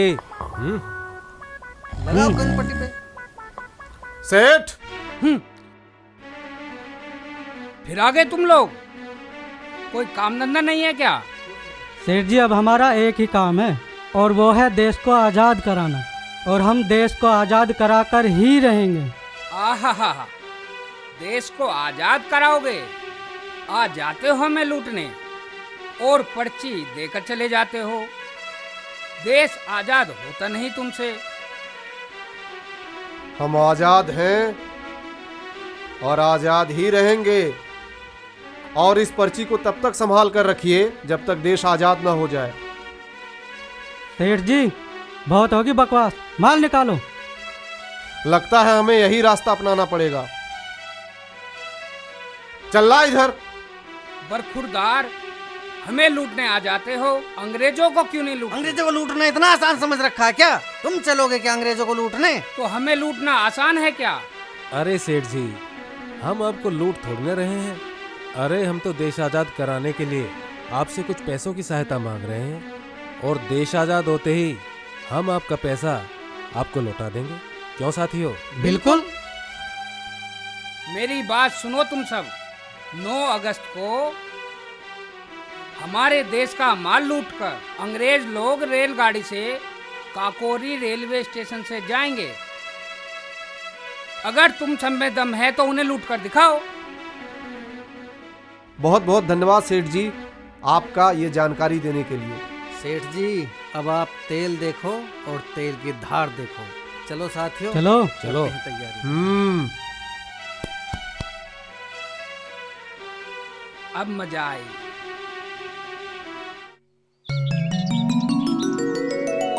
वंदे मातरम, वंदे वंदे मातरम, वंदे मातरम, वंदे मातरम, वंदे। ओम स्वाहा, ओम स्वाहा, ओम स्वाहा। आप भगत, सरदार भगत सिंह कहते हैं मुझे।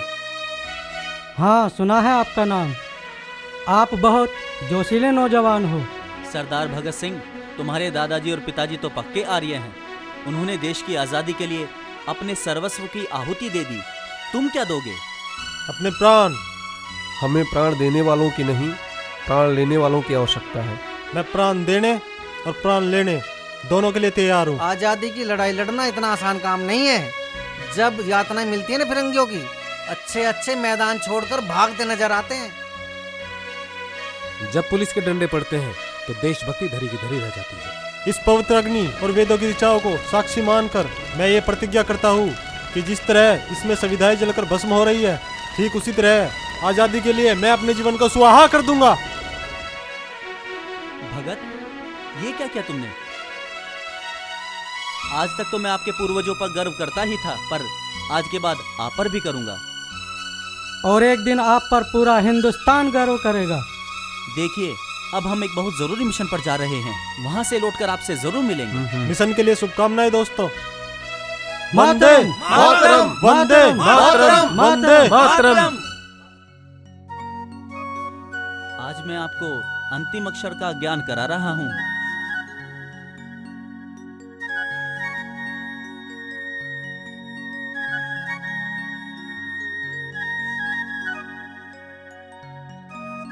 ज्ञा से ज्ञानी। जैसे ज्ञानी। मेरा आशीर्वाद हमेशा तुम पर बना रहे और तुम गार्गी, घोषा और अपाला जैसी विदुषियां बनो। अच्छा अब लाओ मेरी गुरु दक्षिणा।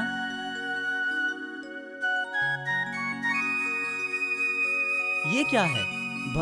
भभूत का टीका मतलब? गुरुदेव, आपने हमें बड़ी मेहनत से पढ़ाया है। ये आप इस राख की कीमत को पहचान लोगे। सुगंध को। इसमें से तो बलिदान की खुशबू आ रही है। हाँ गुरुदेव। शायद ट्रेन आ रही है। लगता है ट्रेन आ रही है।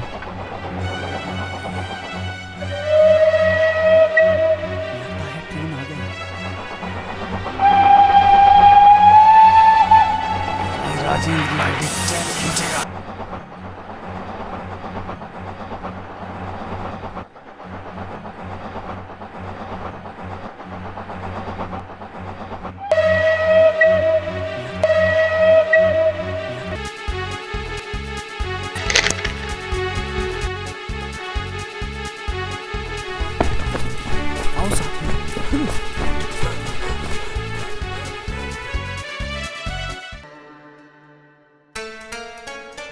कुल जो धन इकट्ठा हुआ है वो है 4601 रुपया, 15 आने और 6 पाई।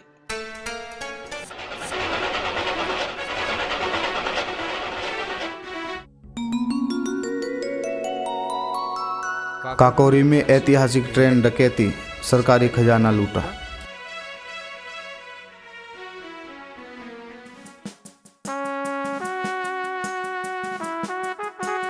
हुजूर, काकोरी स्टेशन के पास जहाँ पर ट्रेन की लूट हुई है वहाँ से ये चादर मिली है जिस पर राम प्रसाद लिखा है।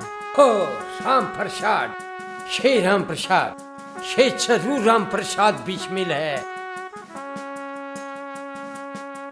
ट्रेन का लुटेरा अब हमसे नहीं बच सकता। शूखन को जी हुजूर। कुचल देंगे हम इन लुटेरों को।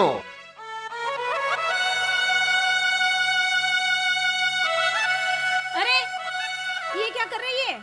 किसने सिखाया ये लिखना? राम भैया। कौन है ये राम भैया?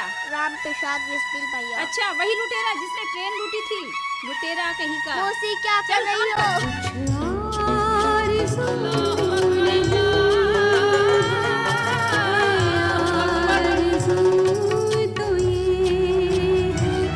Ashfaq Khan, you are under arrest.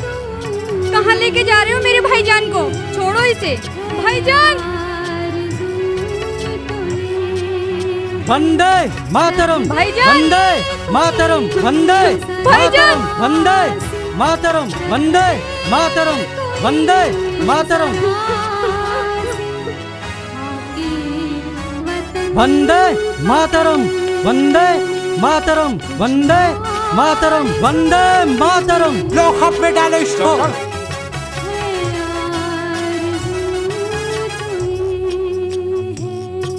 मौत और जिंदगी है दुनिया का एक तमाशा। मौत और जिंदगी है दुनिया का एक तमाशा। फरमान कृष्ण का था अर्जुन को बीच रण में। फरमान कृष्ण का था अर्जुन को बीच रण में। रख दे कोई जरा सी, रख दे कोई जरा सी खाके वतन कफन में। कुछ आरज़ू नहीं है आरज़ू तो ये है। जिसने हिला दिया था दुनिया को एक पल में। जिसने हिला दिया वंदे मातरम, वंदे मातरम।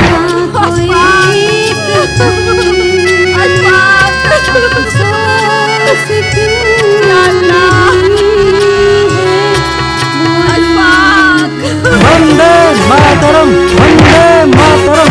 सब लोग उसे गुनाहगार मानते हो, लेकिन मेरा बेटा तो गुनाहगार है और नहीं है। वंदे मातरम, वंदे मातरम, वंदे मातरम। ट्रेन लूटने में कितने आदमी थे तो?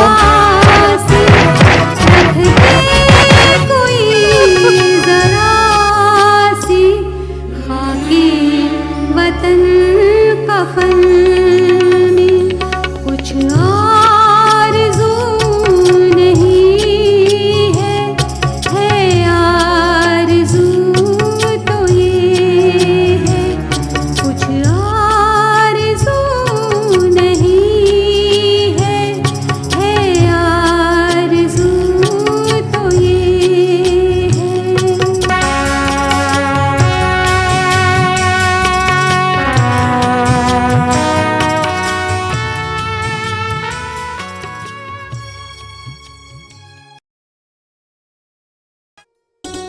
राम भैया खाना खा लो।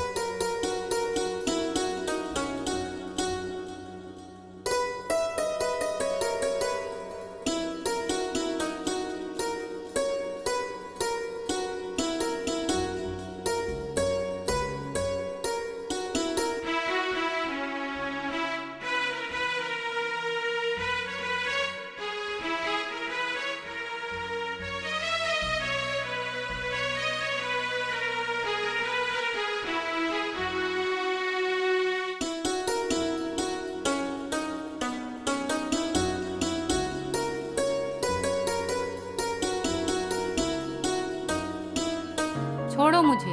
क्यों? तुम्हें नहीं छुआ क्या पड़ोसन को छुआ या बाहर वाली को छुआ? तुम मेरी बीवी नहीं हो क्या? बीबी बहुत समझते हो। घर में अन्न का एक दाना नहीं और उस मुस्टंडे को लाकर मेरी छाती पे बिठा दिया। अतिथि देव भव। अतिथि देव भव? तुम्हें पता है आज का खाना मैंने कैसे बनाया है? कैसे? अपना मंगलसूत्र बेचकर। आज अपना मंगलसूत्र बेचा है, कल क्या मुझे बेचोगे?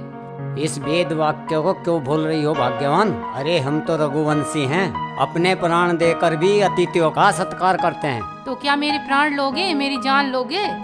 अरे जान, तुम तो मेरी जान हो, गुलाब की कली हो। तुम कहो तो मैं दूसरी ले आऊं? अशफाक।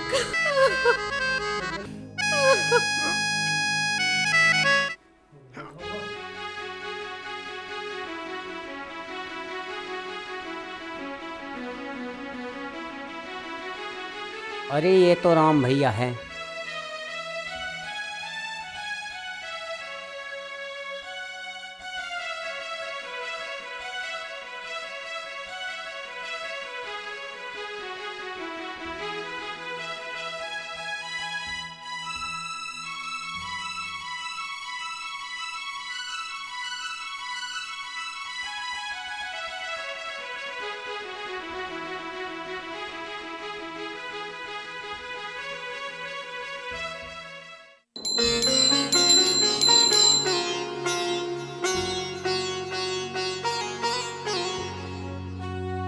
प्रकाशबान जी, ये पत्र लेकर तुम पुलिस वालों के पास जाओ और उनसे कहो कि मैं कल तुम्हारे पास आने वाला हूँ। हमसे ये अपराध नहीं होगा राम भैया। भ्राताश्री, मैं आज नहीं तो कल वैसे भी पकड़ा जाऊंगा। कम से कम उससे जो राशि मिलेगी आप उससे अपना घर संभालना। हम घर की दशा सुधारने के लिए हम देश के लाल के साथ गद्दारी नहीं कर सकते। इससे पहले ईश्वर हमें अपने श्री चरणों में स्थान दे। भाभी, अभी आपको और भी क्रांतिकारियों की मदद करनी है। अगर भ्राताश्री पुलिस वालों के पास नहीं गए तो आप सब फंसेंगे। हम भूखे मर जाएंगे लेकिन देश के साथ गद्दारी नहीं करेंगे। नहीं करेंगे। क्या अब भी नहीं जाओगे भैया? हरगिज नहीं भैया। हमें मालूम है आप उस औरत को कभी गोली नहीं मार सकते जिसने अपने हाथों से आपको खाना खिलाया हो। चाहे तुम मुझे मार दो पर मेरा पति थाने नहीं जाएगा। देखिए, आप डरिए मत।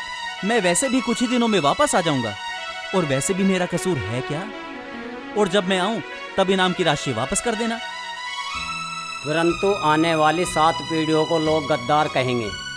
क्या देश की भलाई के लिए देशभक्त का ठप्पा होना ही जरूरी है? क्या गद्दार का ठप्पा लगवाकर आप देश उपकार नहीं कर सकते? देश प्रेम होना ही सबसे ज्यादा जरूरी है। जी जी। ये जा रहा है डाकू को बाप। ये देखो डाकू का बाप जा रहा है। ये ताई, तुम्हें शर्म नहीं आती? तुम देश के रखवाले के पिता को डाकू बोलते हो।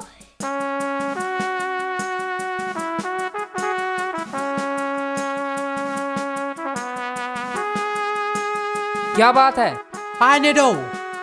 चिट्ठी देनी है साहब को। लो सरकार।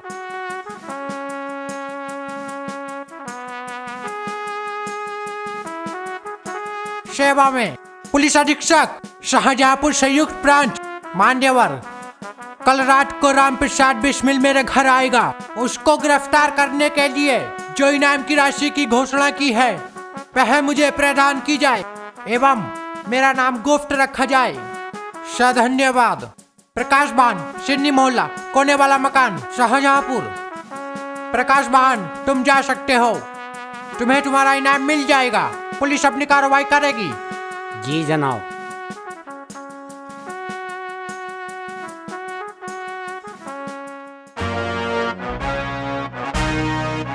Bismil, you are under arrest. हथकड़ी लगाओ इसको। जी।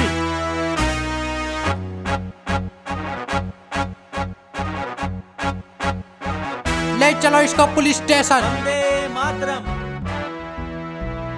वंदे मातरम, राम भैया। वंदे मातरम।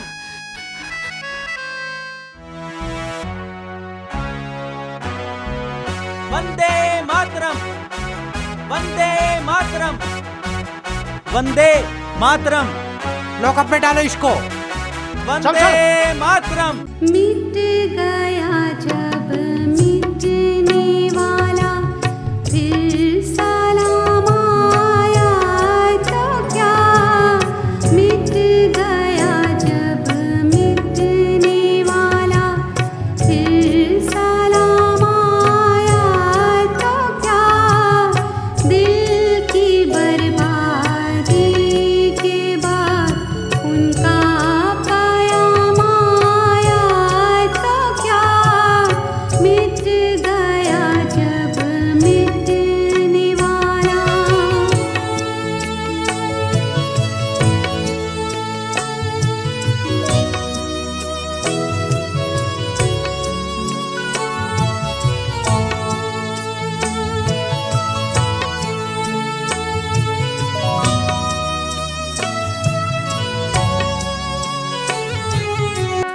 नमस्ते नेहरू जी। नमस्ते पंडित जी। मैंने आपको पहचाना नहीं, परंतु दरवान ने बताया था किसी आवश्यक कार्य से आप आए हैं। जी, मैं राम प्रसाद बिस्मिल का पिता हूँ। कौन राम प्रसाद बिस्मिल? वो राम प्रसाद बिस्मिल। अच्छा अच्छा, याद आया, अखबार में पढ़ा था उसके डकैती के बारे में। बच्चा है, गलती हो गई उससे, इकलौता पुत्र है हमारा। इकलौता होने का मतलब ये तो नहीं कि गुंडागर्दी करते फिरे?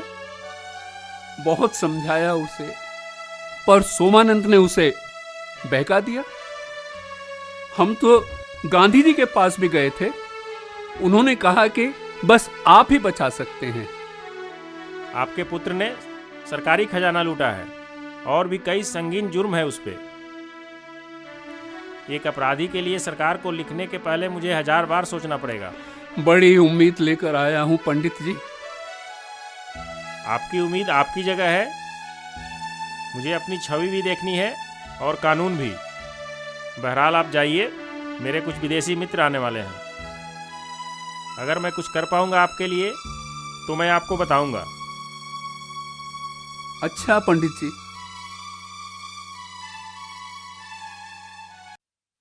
6 अप्रैल 1927 आज काकोरी केस का फैसला है। कारागार में बंदी सभी क्रांतिकारी आज बहुत सवेरे जग गए थे। आज के बाद इन दीवानों के रास्ते अलग होने वाले थे। ब्रिटिश साम्राज्य कुछ को फांसी, कुछ को काला पानी की लंबी सजाएं देकर अपने ऊपर आए खतरों को टालना चाहता था। फैसला सुनने के लिए क्रांतिकारी अदालत पहुंचे। देशवासियों में रोज की तरह का जोश, वंदे मातरम और प्रजातंत्र की जय का गगनभेदी नाद। अंग्रेज जज हैमिल्टन ने राम प्रसाद बिस्मिल, अशफाक उल्लाह खां, ठाकुर रोशन सिंह, राजेंद्र लाहिड़ी को फांसी, 5 को आजीवन कारावास, 2 को 10-10 साल, 4 को 5-5 साल तथा एक क्रांतिकारी को 4 साल काला पानी की सजा सुनाकर अलग अलग जेलों में भेज दिया।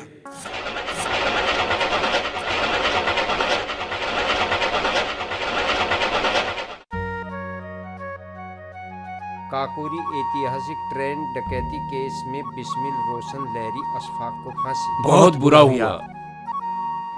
पंडित जी, आजाद जी, जिस विषय में आप बात करने आए हैं उस विषय में बात करने के लिए बिस्मिल के पिता भी आए थे। तो क्या राय बनाई है आपने? इसमें मेरी या आपकी राय काम नहीं करेगी। कानून को अपना काम करने दो।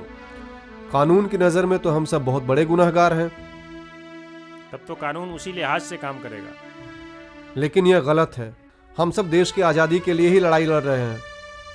आपका रास्ता गैर कानूनी है। देश की रक्षा के लिए जो भी रास्ता है वो सब ठीक है। ये आपका दृष्टि हो सकता है, परंतु कानून के दृष्टि में ये अपराध है। लेकिन पंडित जी, देखो आजाद, हम लोग काफ़ी सारी बात कर लिए हैं। किसी दिन हम बाहर मिलते हैं, हम वहीं बात करेंगे। अगर आपको यहाँ किसी अंग्रेज अफसर ने देख लिया तो? ठीक है नेहरू जी, मैं समझ गया। बहुत बहुत धन्यवाद आपका।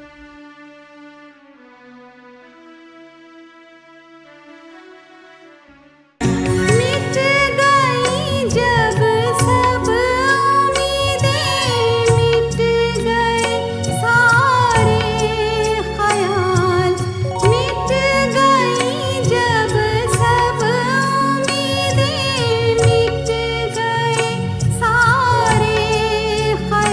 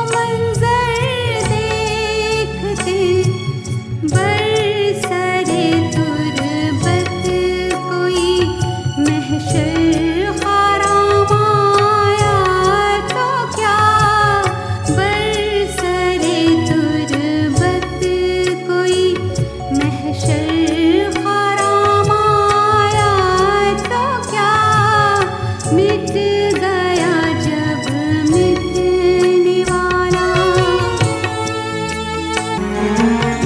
आखिरी शब्द ईद के काबिल थी बिस्मिल की तड़प आखिरी शब्द ईद के काबिल थी बिस्मिल की तड़प सुबह दम कोई अगर बालाए बाम आया तो क्या सुबह दम कोई अगर बालाए बाम आया तो क्या मिट गया जब मिटने वाला।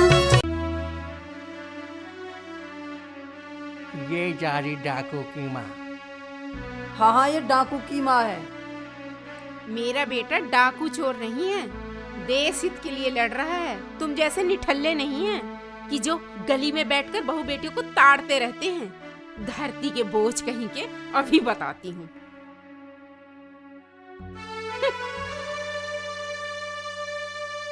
तुम्हें शर्म नहीं आती? तुम देश के रखवाले की माँ को ताड़ते हो। ऐसे लोगों को तो पानी में डूब के मर जाना चाहिए। ठीक कह रही है बेटी, ठीक कह रही है तू। सही कह रही। यू गद्दार है जो बुग्गी पे बैठा है।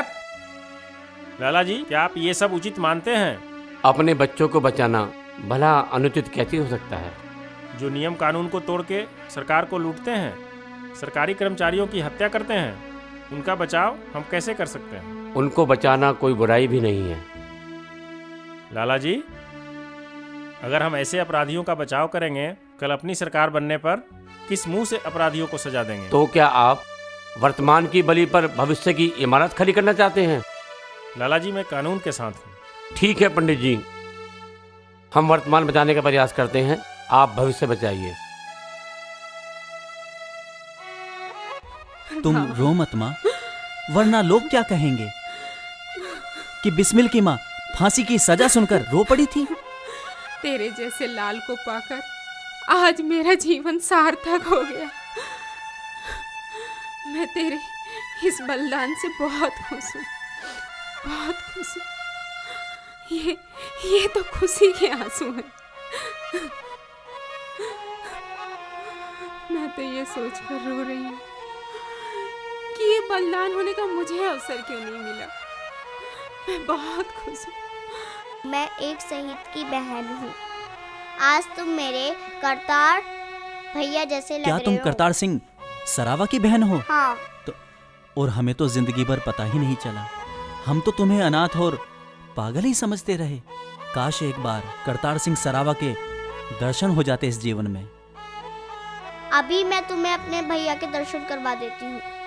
उन्होंने देश की आज़ादी के लिए अपने प्राणों की आहुति दे दी। ये उनकी चिता की राख नहीं, ये उनके साक्षात दर्शन है।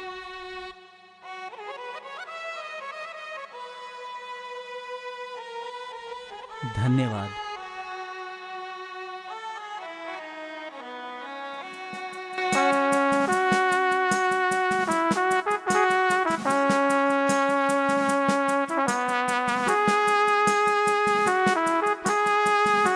राम प्रसाद बिस्मिल, किताब पढ़ना बंद करो। तुम्हारा फांसी का समय हो चुका है। तुम्हारी आखिरी इच्छा क्या है? मेरी आखिरी इच्छा ब्रिटिश साम्राज्य का सर्वनाश और एक हवन। चलो। वंदे मातरम, वंदे मातरम। ओम विश्वानि देव सवितर्दुरितानि परासुव यद्भद्रं तन्ने आसुव। ओम भूर्भुवः स्वः तत्सवितुर्वरेण्यं भर्गो देवस्य धीमहि धियो यो नः प्रचोदयात्।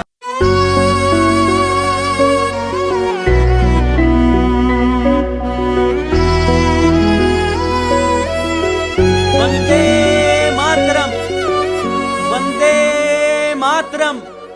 सरफरोशी की तमन्ना, सरफरोशी की तमन्ना अब हमारे दिल में है। देखना है जोर कितना बाज़ुए आकिल में है। सरफरोशी की तमन्ना अब हमारे दिल में है। वंदे मातरम, वंदे मातरम, वंदे मातरम, वंदे मातरम, वंदे मातरम, वंदे मातरम, वंदे मातरम। है लिए हथियार दुश्मन ताक में बैठा उधर। हथियार दुश्मन अपनी इस गोद में इन हाथों से अपने बेटे को बड़ा किया और हम तैयार आज पूरी आंखों के सामने अपने बेटे का मारा खून से खेलेंगे होली, खून से खेलेंगे होली जब वतन मुश्किल है। सरफरोशी की तमन्ना अब हमारे दिल मेरा बेटा डाकू है। अरे गाँव वालों, अरे सुन लो, अरे सभी सुन लो, मेरा बेटा डाकू नहीं है, शहीद हुआ है देश के लिए, शहीद हुआ है। अरे स्वर्ण अक्षरों में मेरे बेटे का नाम लिखा जाएगा।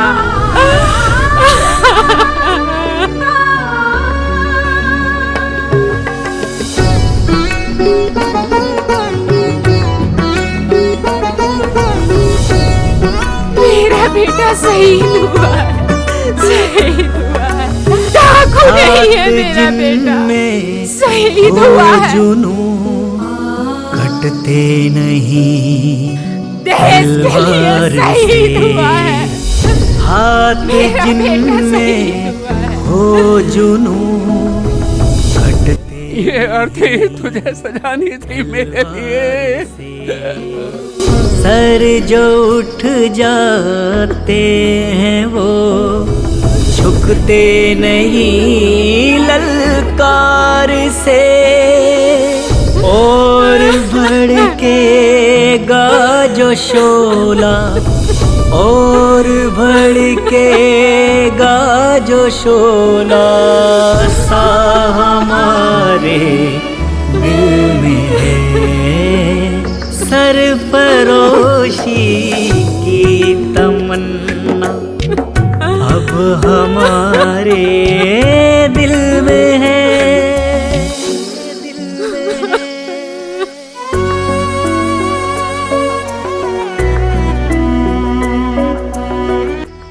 ब्रिटिश हुकूमत ने बहुत बड़ी गलती की है और इसकी उन्हें बहुत भारी कीमत चुकानी होगी। हमें सौगंध है इस मिट्टी की। घर से निकले ही थे जब तक जान में जान है हम बिस्मिल्लाह के मिशन के मशाल को बुझने नहीं देंगे। घर से वंदे मातरम, वंदे मातरम, वंदे मातरम, इंकलाब जिंदाबाद, इंकलाब जिंदाबाद। चाहते ली पर लिए लो बढ़ चले हैं ये कदम।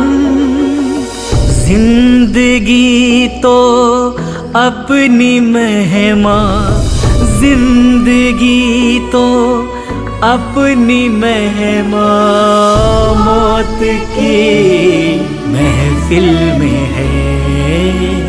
सरफरोशी की तमन्ना, सरफरोशी की तमन्ना अब हमारे दिल में है, देखना है जोर कितना बाजुए कातिल में है।